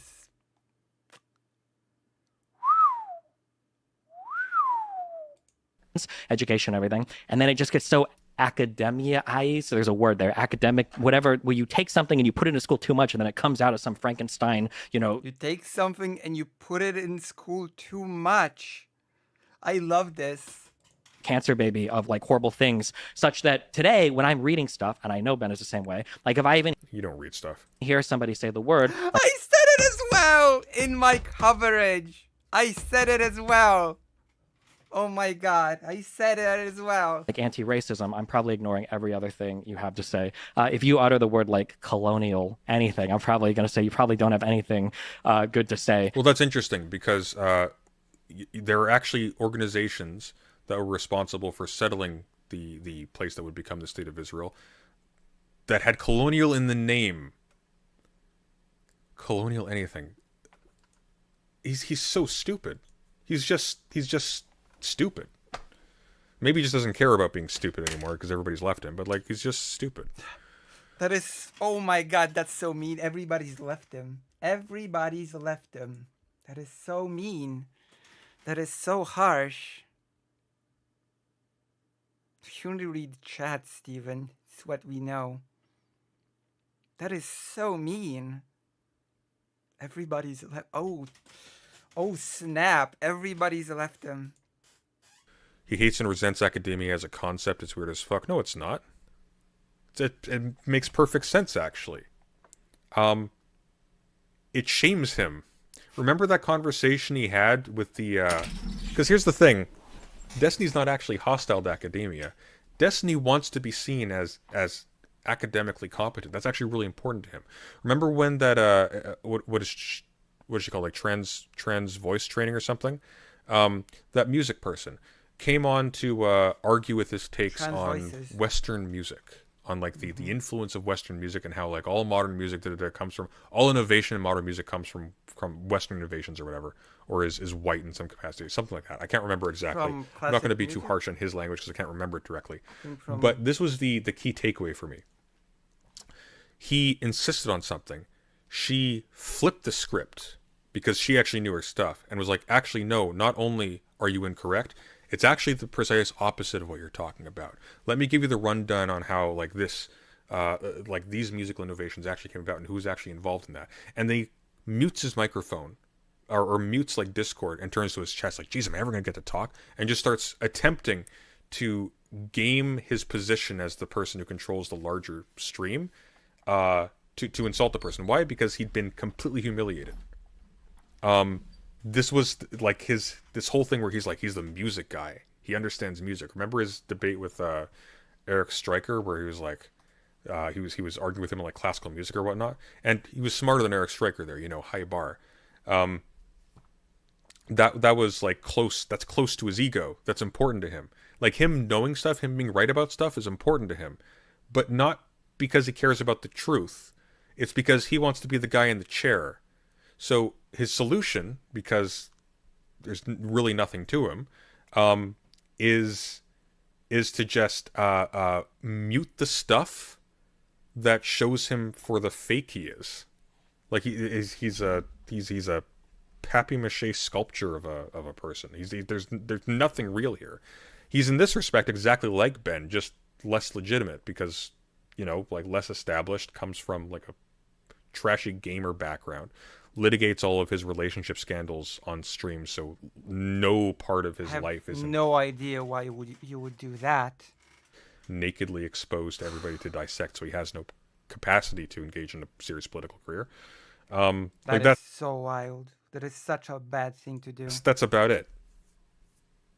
Why would you do that? Why would you? No, never mind. Okay, rant over. Let's go on. I have no idea why would you ever do that. Yeah, a lot of it is just taken way too far.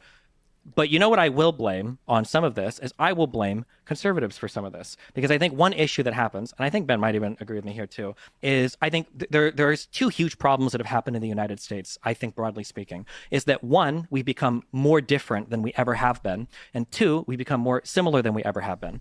And when I say this, what I mean is that like we're splitting off into these groups, and then these groups are enforcing this insane homogeneity between these two separate groups. And I think one of these schisms has been conservatives' reluctancy to participate in things related to higher education.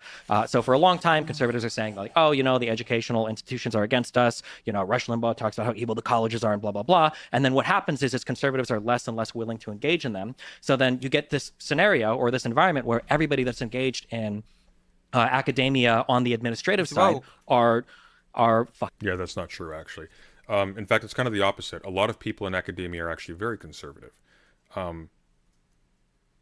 Because believe it or not, if the universities, like think about it for a second, who selects who gets into academia? Who selects who gets into professorships or who gets into grad programs? It's going to be the people who are already there. Academia doesn't, it trails a little bit behind in certain respects. And like, I'm sorry, like the administrative side is sorry. He has no point of reference for this. The administrative side are fucking insane. We actually had to go through, I'm going to be relitigating this till the end of time, aren't I? We actually had to go through every single case that he could find of a university administration firing someone for not towing a progressive line. True. And he could literally produce none. All of DGG could produce none. They found examples that had been posed as such, but when we looked into them, Brett Weinstein, Peter Boghossian, like all these weirdos, in every single case, they left of their own accord, or in the rare case where some no-name was actually fired, it was because of sexual misconduct or something. Like there was nothing. Also, I called that as well when I reacted. So he has no idea what he's talking about. He's just lying because he has to lie about this, or else he has to admit that he's a worthless fool. Fucking insane. They're like even more so too. And I also want to draw a distinction between like the administrators. Yeah, that's what. Yeah, exactly. Marxist professors are rare. Very rare. That's a good analogy, actually, Straight Right. Academia is woke in the same way Vought is progressive in the boys. Why do you suppose there is a scandal in the first place of university administrations sheltering, especially young men who engage in sexual assault? Oh, they've got a promising future to do. Why do you suppose they do that? Why do you suppose, if you actually look into the history of a lot of these organizations, a lot of, for example, women's studies departments, all these studies departments, colonial studies departments, black studies departments, it's not actually all that often that they are put in there, certainly not the earlier ones, just because the university staff was just so hungry for one. Typically, either there was some scandal on campus or something like really horrendous going on socially that created a demand for these externally to it, or there was a sex scandal and somebody negotiated the office or the department as a deal for being quiet. That actually happened at my university. Who even knows if it's true? But it's interesting that they capitulated. It's very like.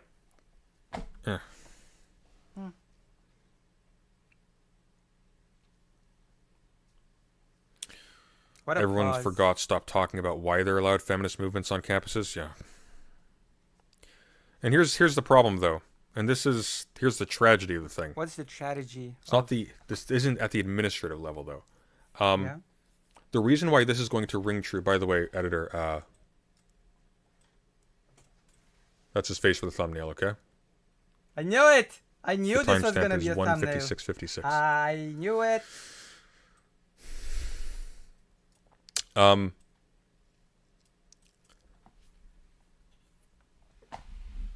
knew it. Think of what happens with Hassan Piker, right? Get some legitimate movements going on a university campus to address particular issues. Have organizations set up to to maintain some continuity and pressuring for address of particular issues. And now give students and other people who have their own self-interest the opportunity to build careers engaging with them. And then fund them poorly. all of a sudden you have a whole bunch of people who become personally invested, not in the success of the organization, but in making a brief splash while they're funneling through. And so you have a whole lot of people who are popularizing extremely toxic and unproductive and almost anti-strategic ways of engaging in activism for the sake of building up a portfolio and moving up to bigger and better things, leaving everybody else to rot. When you look at like these SJW compilations of people who are just awful, especially people who are in positions of any kind of organizational authority, that's typically what you're dealing with. You're not dealing with like conscientious academics who thought their way to a thing and risked career and sometimes life and limb to change the way we talk about particular things in order to make the world a better place. You're talking about people who are playing a game because it's a business. And that's kind of why we're screwed. That's why we're screwed. That's why Hassan Piker types exist. That kind of thing happened all over the place. That's why Anita Sarkeesians exist. That's why She's not nearly as bad compared to a lot of them, but obnoxious.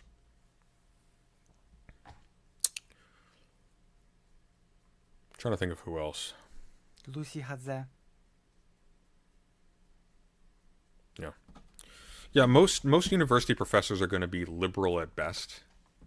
I haven't met a single. I think I've met 2 professors in like 7 years, who were not even Marxists, just like not hostile to Marx.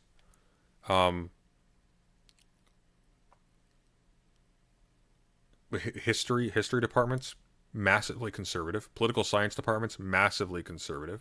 You'll find the odd class here or there on anti-colonial politics. Typically it'll be a crossover with some other department. It won't be like straight in political science or even straight in history. So like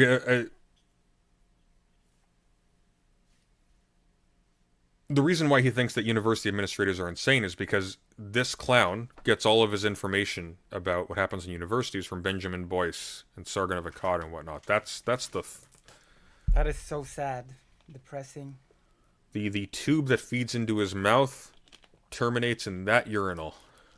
Oh my God! Stop.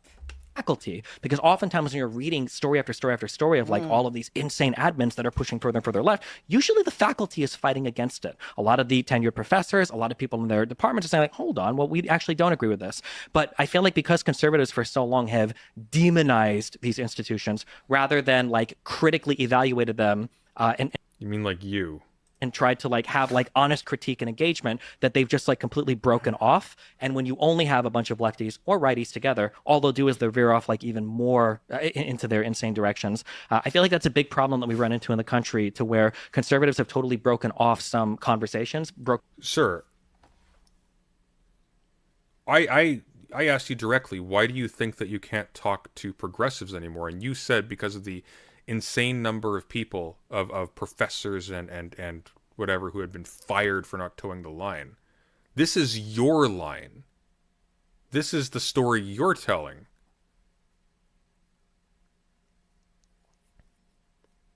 I knew this was about this. I knew it. President Sunday knows this as well.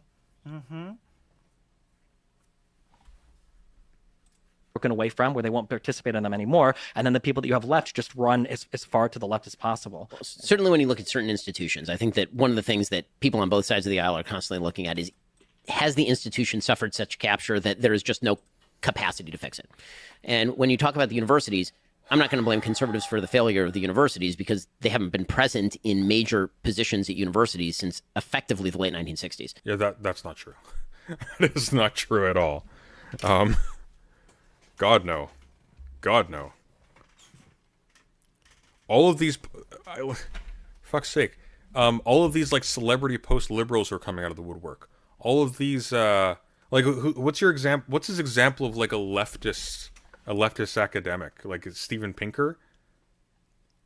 like international relations consumed by conservatives, history consumed by conservatives. Very few leftists in history, very few leftists in like philosophy departments. More and more so because it's the less vacuous like set of positions.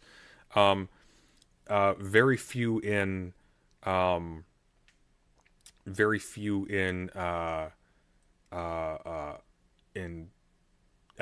almost none in economics. Very few in like it's like I'm sorry, no. There are specific programs that have arisen that were activist oriented, so they became loud, but they didn't dominate. They didn't control anything.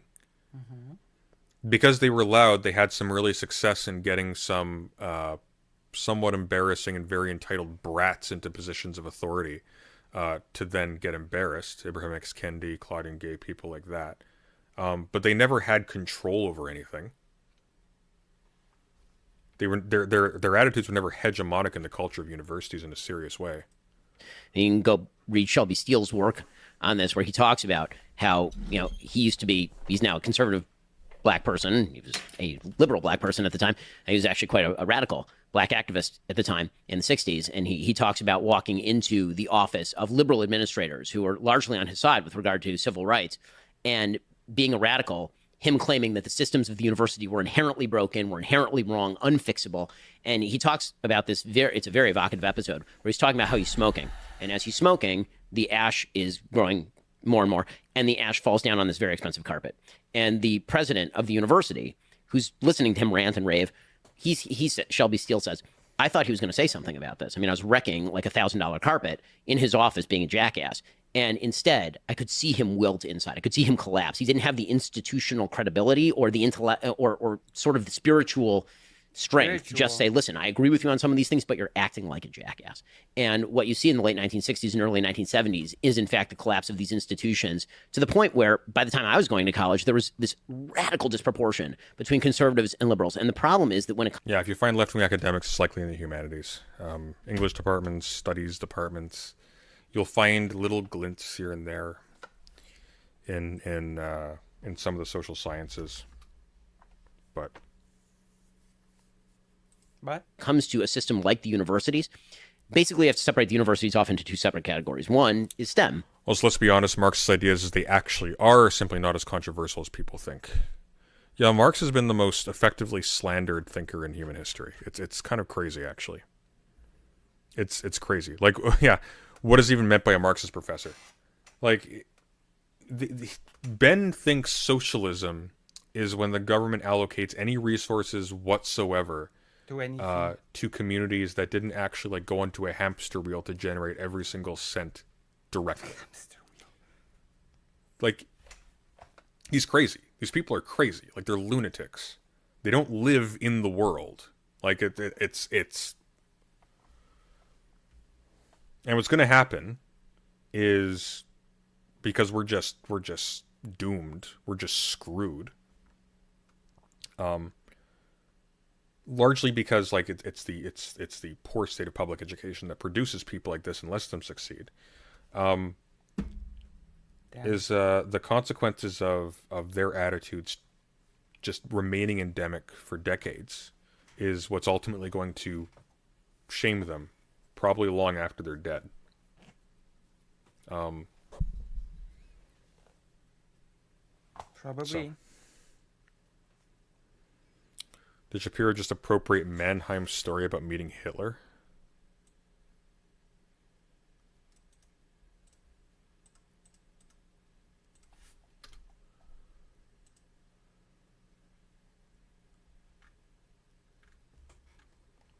I think it's almost over. So, okay. Okay, let me see the moment where he quits. My answer is something called science. Human life exists at conception. Science. Human life exists at conception. Profound. The answer is science, baby. Thanks for the $5, Brooks. I need $5. Please give me $5. Just violently it's $5. Worthless. Just violently worthless people, all three of them. These are just the most boring, empty human beings on the planet you will find. Let's finish these rapid fire questions. There's like 5 minutes of them. So, again, I'm going to go to what's the definition of music? My original. Oh fuck! Here we go. I gotta Yes. use a question. Yo yo yo boy. I don't know what that means, but thank you, Govin, for the $5. There is no benefit to pornography. Is It's a waste of time and destructive to the human soul. I can't believe I'm asking this question. Is OnlyFans empowering or destructive for women? Jesus, these are rapid fire. Yeah, just you can't. I mean, Wow. it's probably empowering for the ones that are making a lot of money off it. It probably feels disempowering for others that feel affected by the cultural norms set by women that do OnlyFans. There's my rapid fire answer. No, it's That was actually pretty good. it's destructive to even the ones who are making a lot of money, because when you degrade yourself to being just a set of human body characteristics that other people jack off to, it's bad for you and it's bad for them. But that's your job, sir. That's what you do. That's what both of you do. That's all you do. Oh my gosh. Just because they aren't jacking off to your tits doesn't mean they aren't doing the exact same thing. Brooke says, I wasted 4 years in soft sciences, which nobody, in quotes, I wasted 4 years in soft sciences, which nobody should ever learn. Also, let me use the soft sciences to say why everything is wrong and how to fix things. Yeah. By the way, all these like Christian thinkers, these Western Christian thinkers that Ben thinks we should not have abandoned, they're all cited in these people. Occam, Scotus, Aquinas, Augustine, like all of these Vittoria, all of these religious thinkers, like these are people that all of these so-called postmoderns all directly engage with. More so than the schlubs who are like, we need to go back to a monarchy.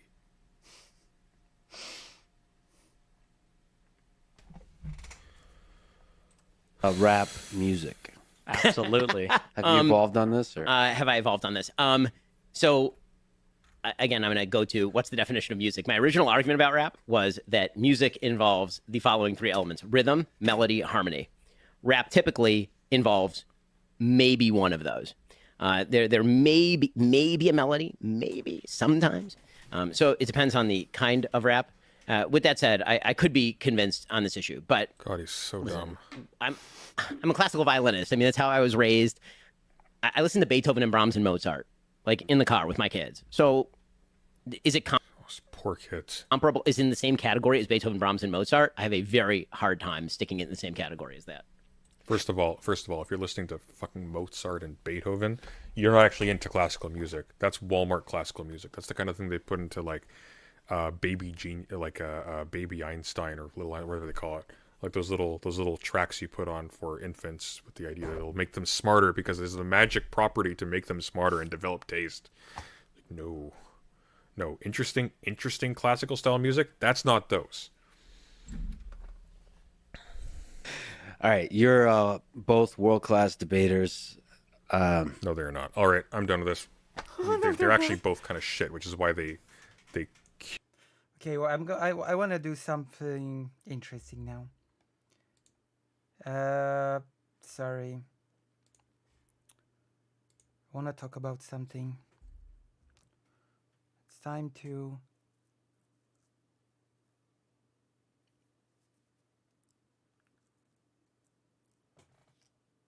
Made my mouse dirty. I'm gonna turn this, put this off, this down, and I'm gonna do this, do that. Yes, woof. That's exactly what I'm gonna do.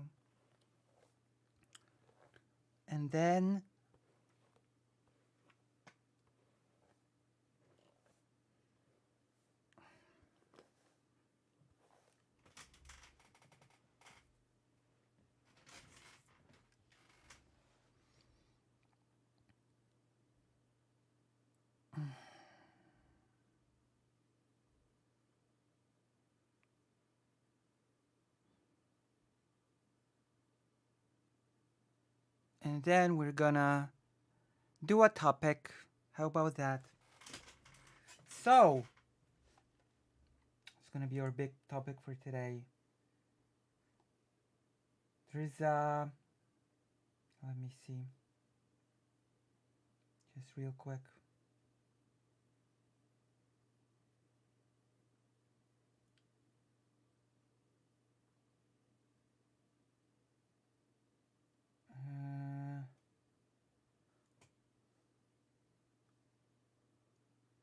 September.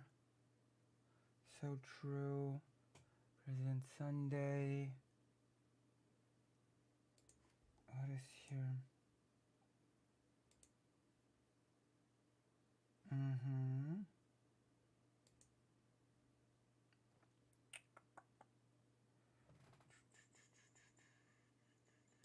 There we go. Found it.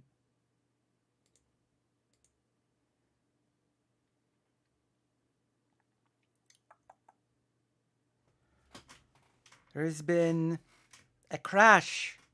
There's been a powerful crash in Belgrade of a transport ship. A transport ship by the name of IL-76, a very famous airplane that dates back to the days of the Soviet Union, has been designed as a transport ship for heavy cargo, which has been considered one of the, actually surprisingly to me, one of the better designed airships. It has been appropriated for commercial flights as well, and it actually caught all around the world. It's actually being used in many countries all around the world. We might be doing a little bit of a thing tomorrow about the history of the manufacturing of this particular type of plane. But for today, suffice it to say that such a plane, it's manufactured by Russia.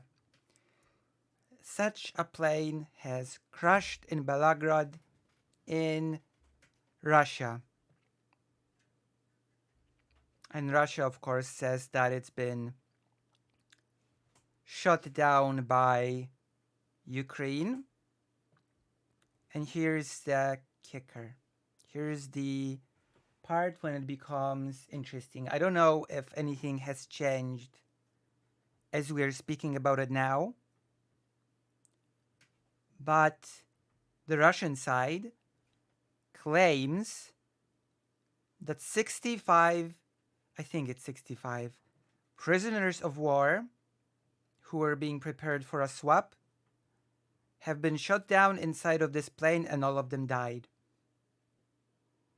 So they are accusing of Ukraine of a terrorist act, of shooting down this plane full of their own prisoners of war and killing all of them. Now, the Ukrainian side basically says, I think it's fair to say that the Ukrainian side says it, that there were no prisoners of war. There is no evidence, because there actually is no evidence, that it's just what the Russian side has sort of declared. The Ukrainian side says that actually the plane contained missiles which were used then to bomb, which would be then used to bomb the Kherson region. Right?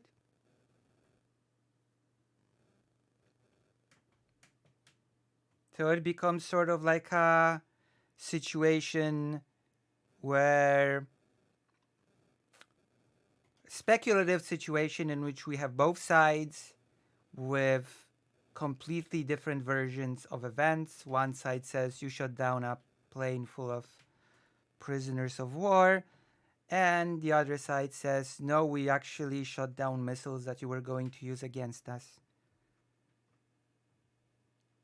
And so the question becomes, who do we believe? Who do we believe? I mean, the best probably answer would be we believe no one and we wait for more evidence we're waiting for anything. We're waiting if this story is going to develop or if we're going to get any sort of confirmation as to which side is in the right when it comes to their version of events. But in the meantime, before we get such evidence, I would still remind you that one of the sides has a pretty extended history of lying, and one of the sides does not have a very extended history of lying. And the side with the history of lying is, of course, Russia, and the side without the history of lying is, of course, Ukraine.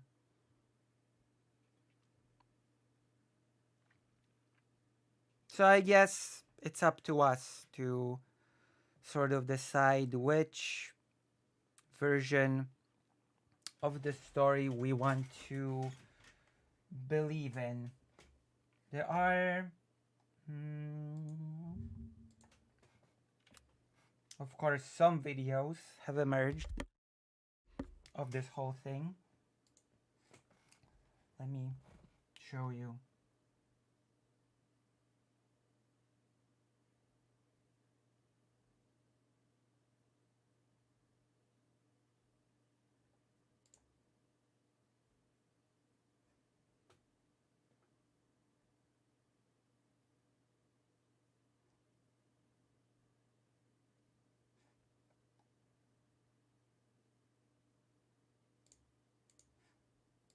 It should be here.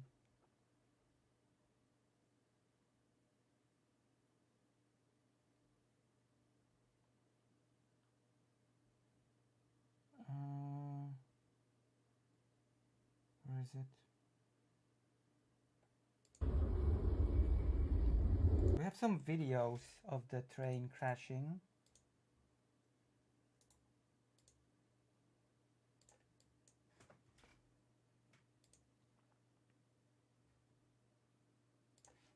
We're gonna take a look at one.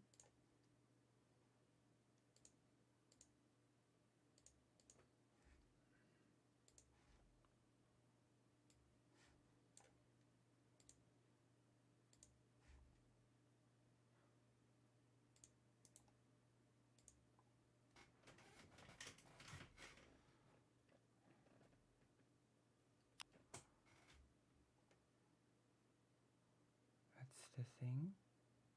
It's the video that sort of shows us the moment of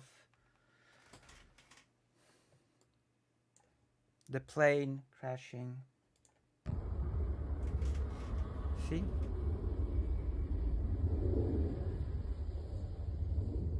Boom.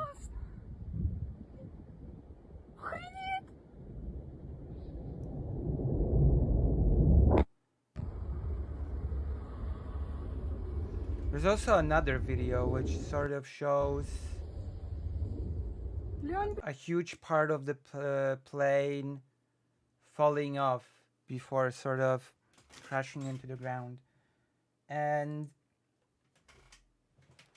I mean, if we're gonna speculate, Malaki, if we're gonna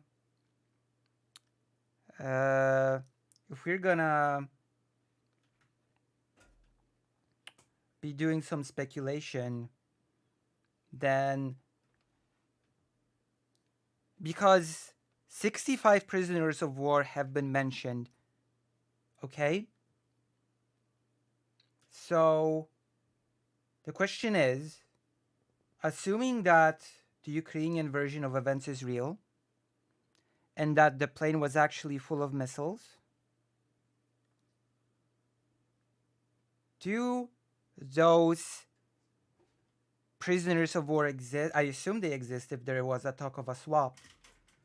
So what happened to the 65 prisoners of war? Did Russia kill them? Or maybe they're still alive and Russia will kill them? Who knows? So far we have a plane that crashed and a whole lot of unknowns.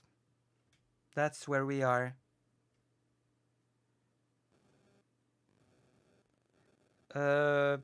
According to Russia's version of events, they were Ukrainian prisoners of war. Okay? Ukrainian prisoners of war. That's a lot of explosion. Yeah.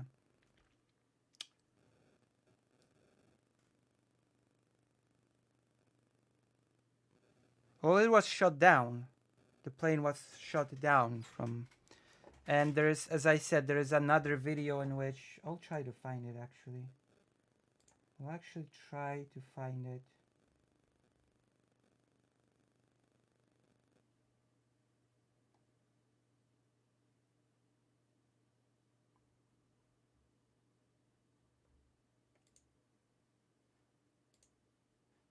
Has to be this video in which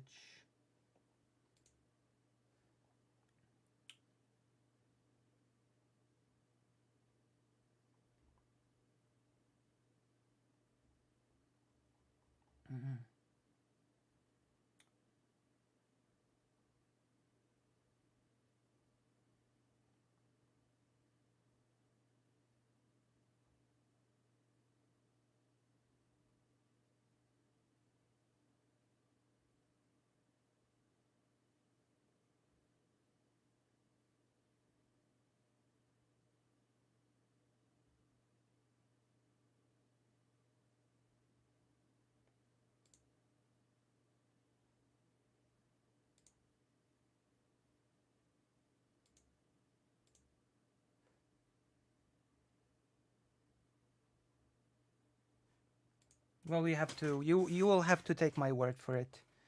You'll have to take my word for the fact that that's basically what happened. So yeah, that was the news. There's not really much more to say about this, considering that we don't at least maybe some new information has come out right now, but actually we can check. We're live, so why not? We can check. Hold on. Let's just check. Hello, Maya Mayor. Hello, Maya Mayor. Welcome back. If you feel like it, you can donate. I'm sorry. Convenient for who?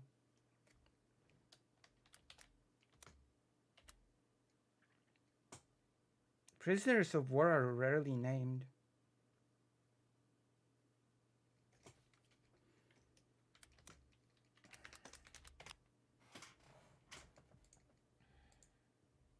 I've not received any donations today.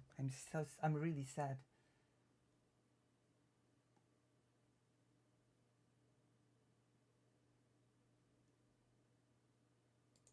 Yep, it's all still in the realm of speculation from what I'm seeing. Russia accuses Ukraine of killing 65 of its own POWs by shooting down plane.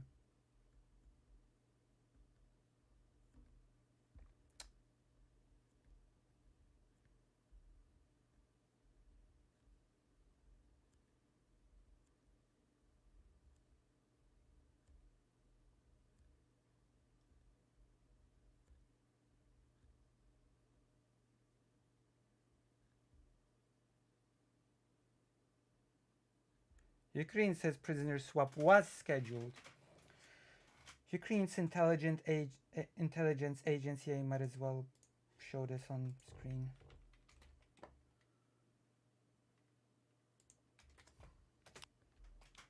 Might as well, because this is an interesting part for me.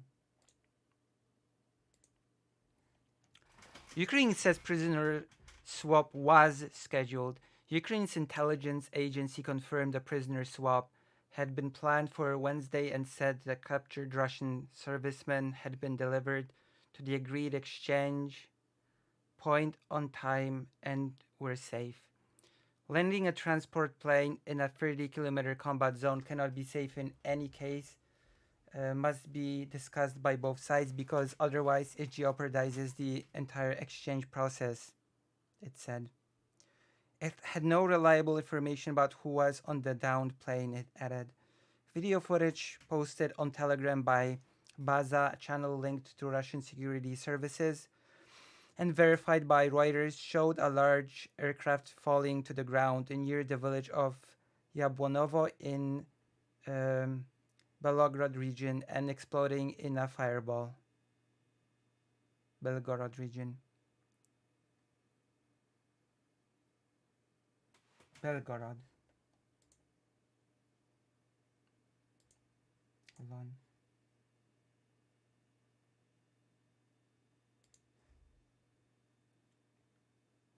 One moment, please.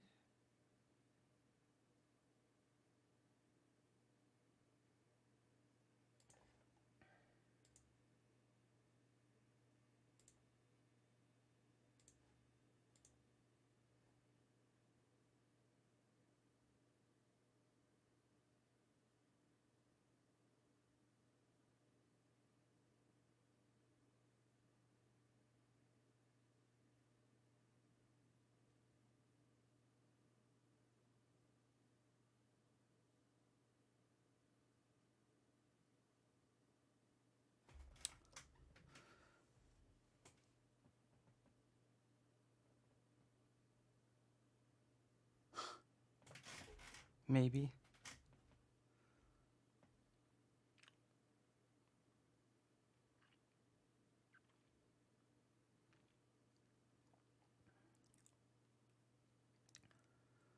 And exploding in a fireball.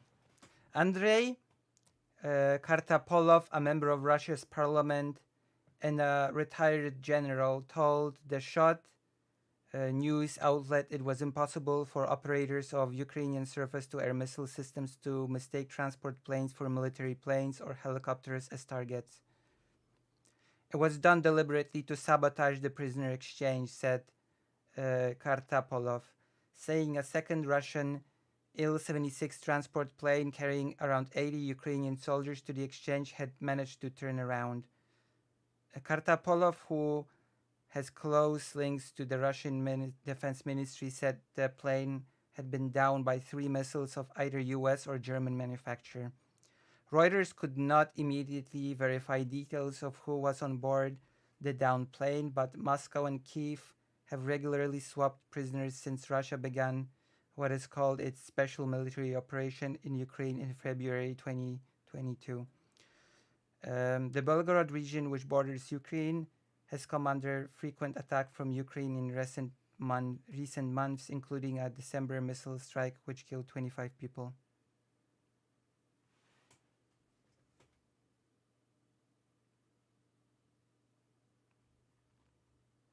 And so we have it. The news about shooting. We really don't have the ability to know anything else about this. Really don't.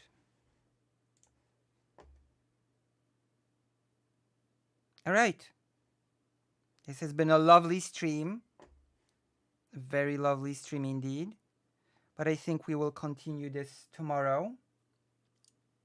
For now, I wish you all a lovely night. Thank you all for coming here. I'm gonna write you your favorite thing.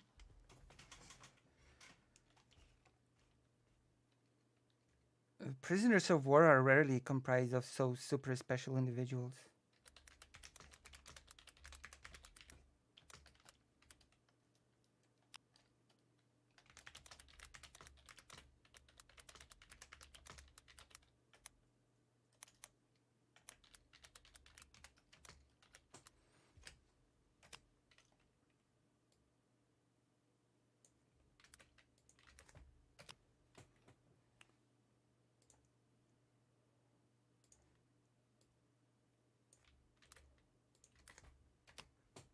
All right.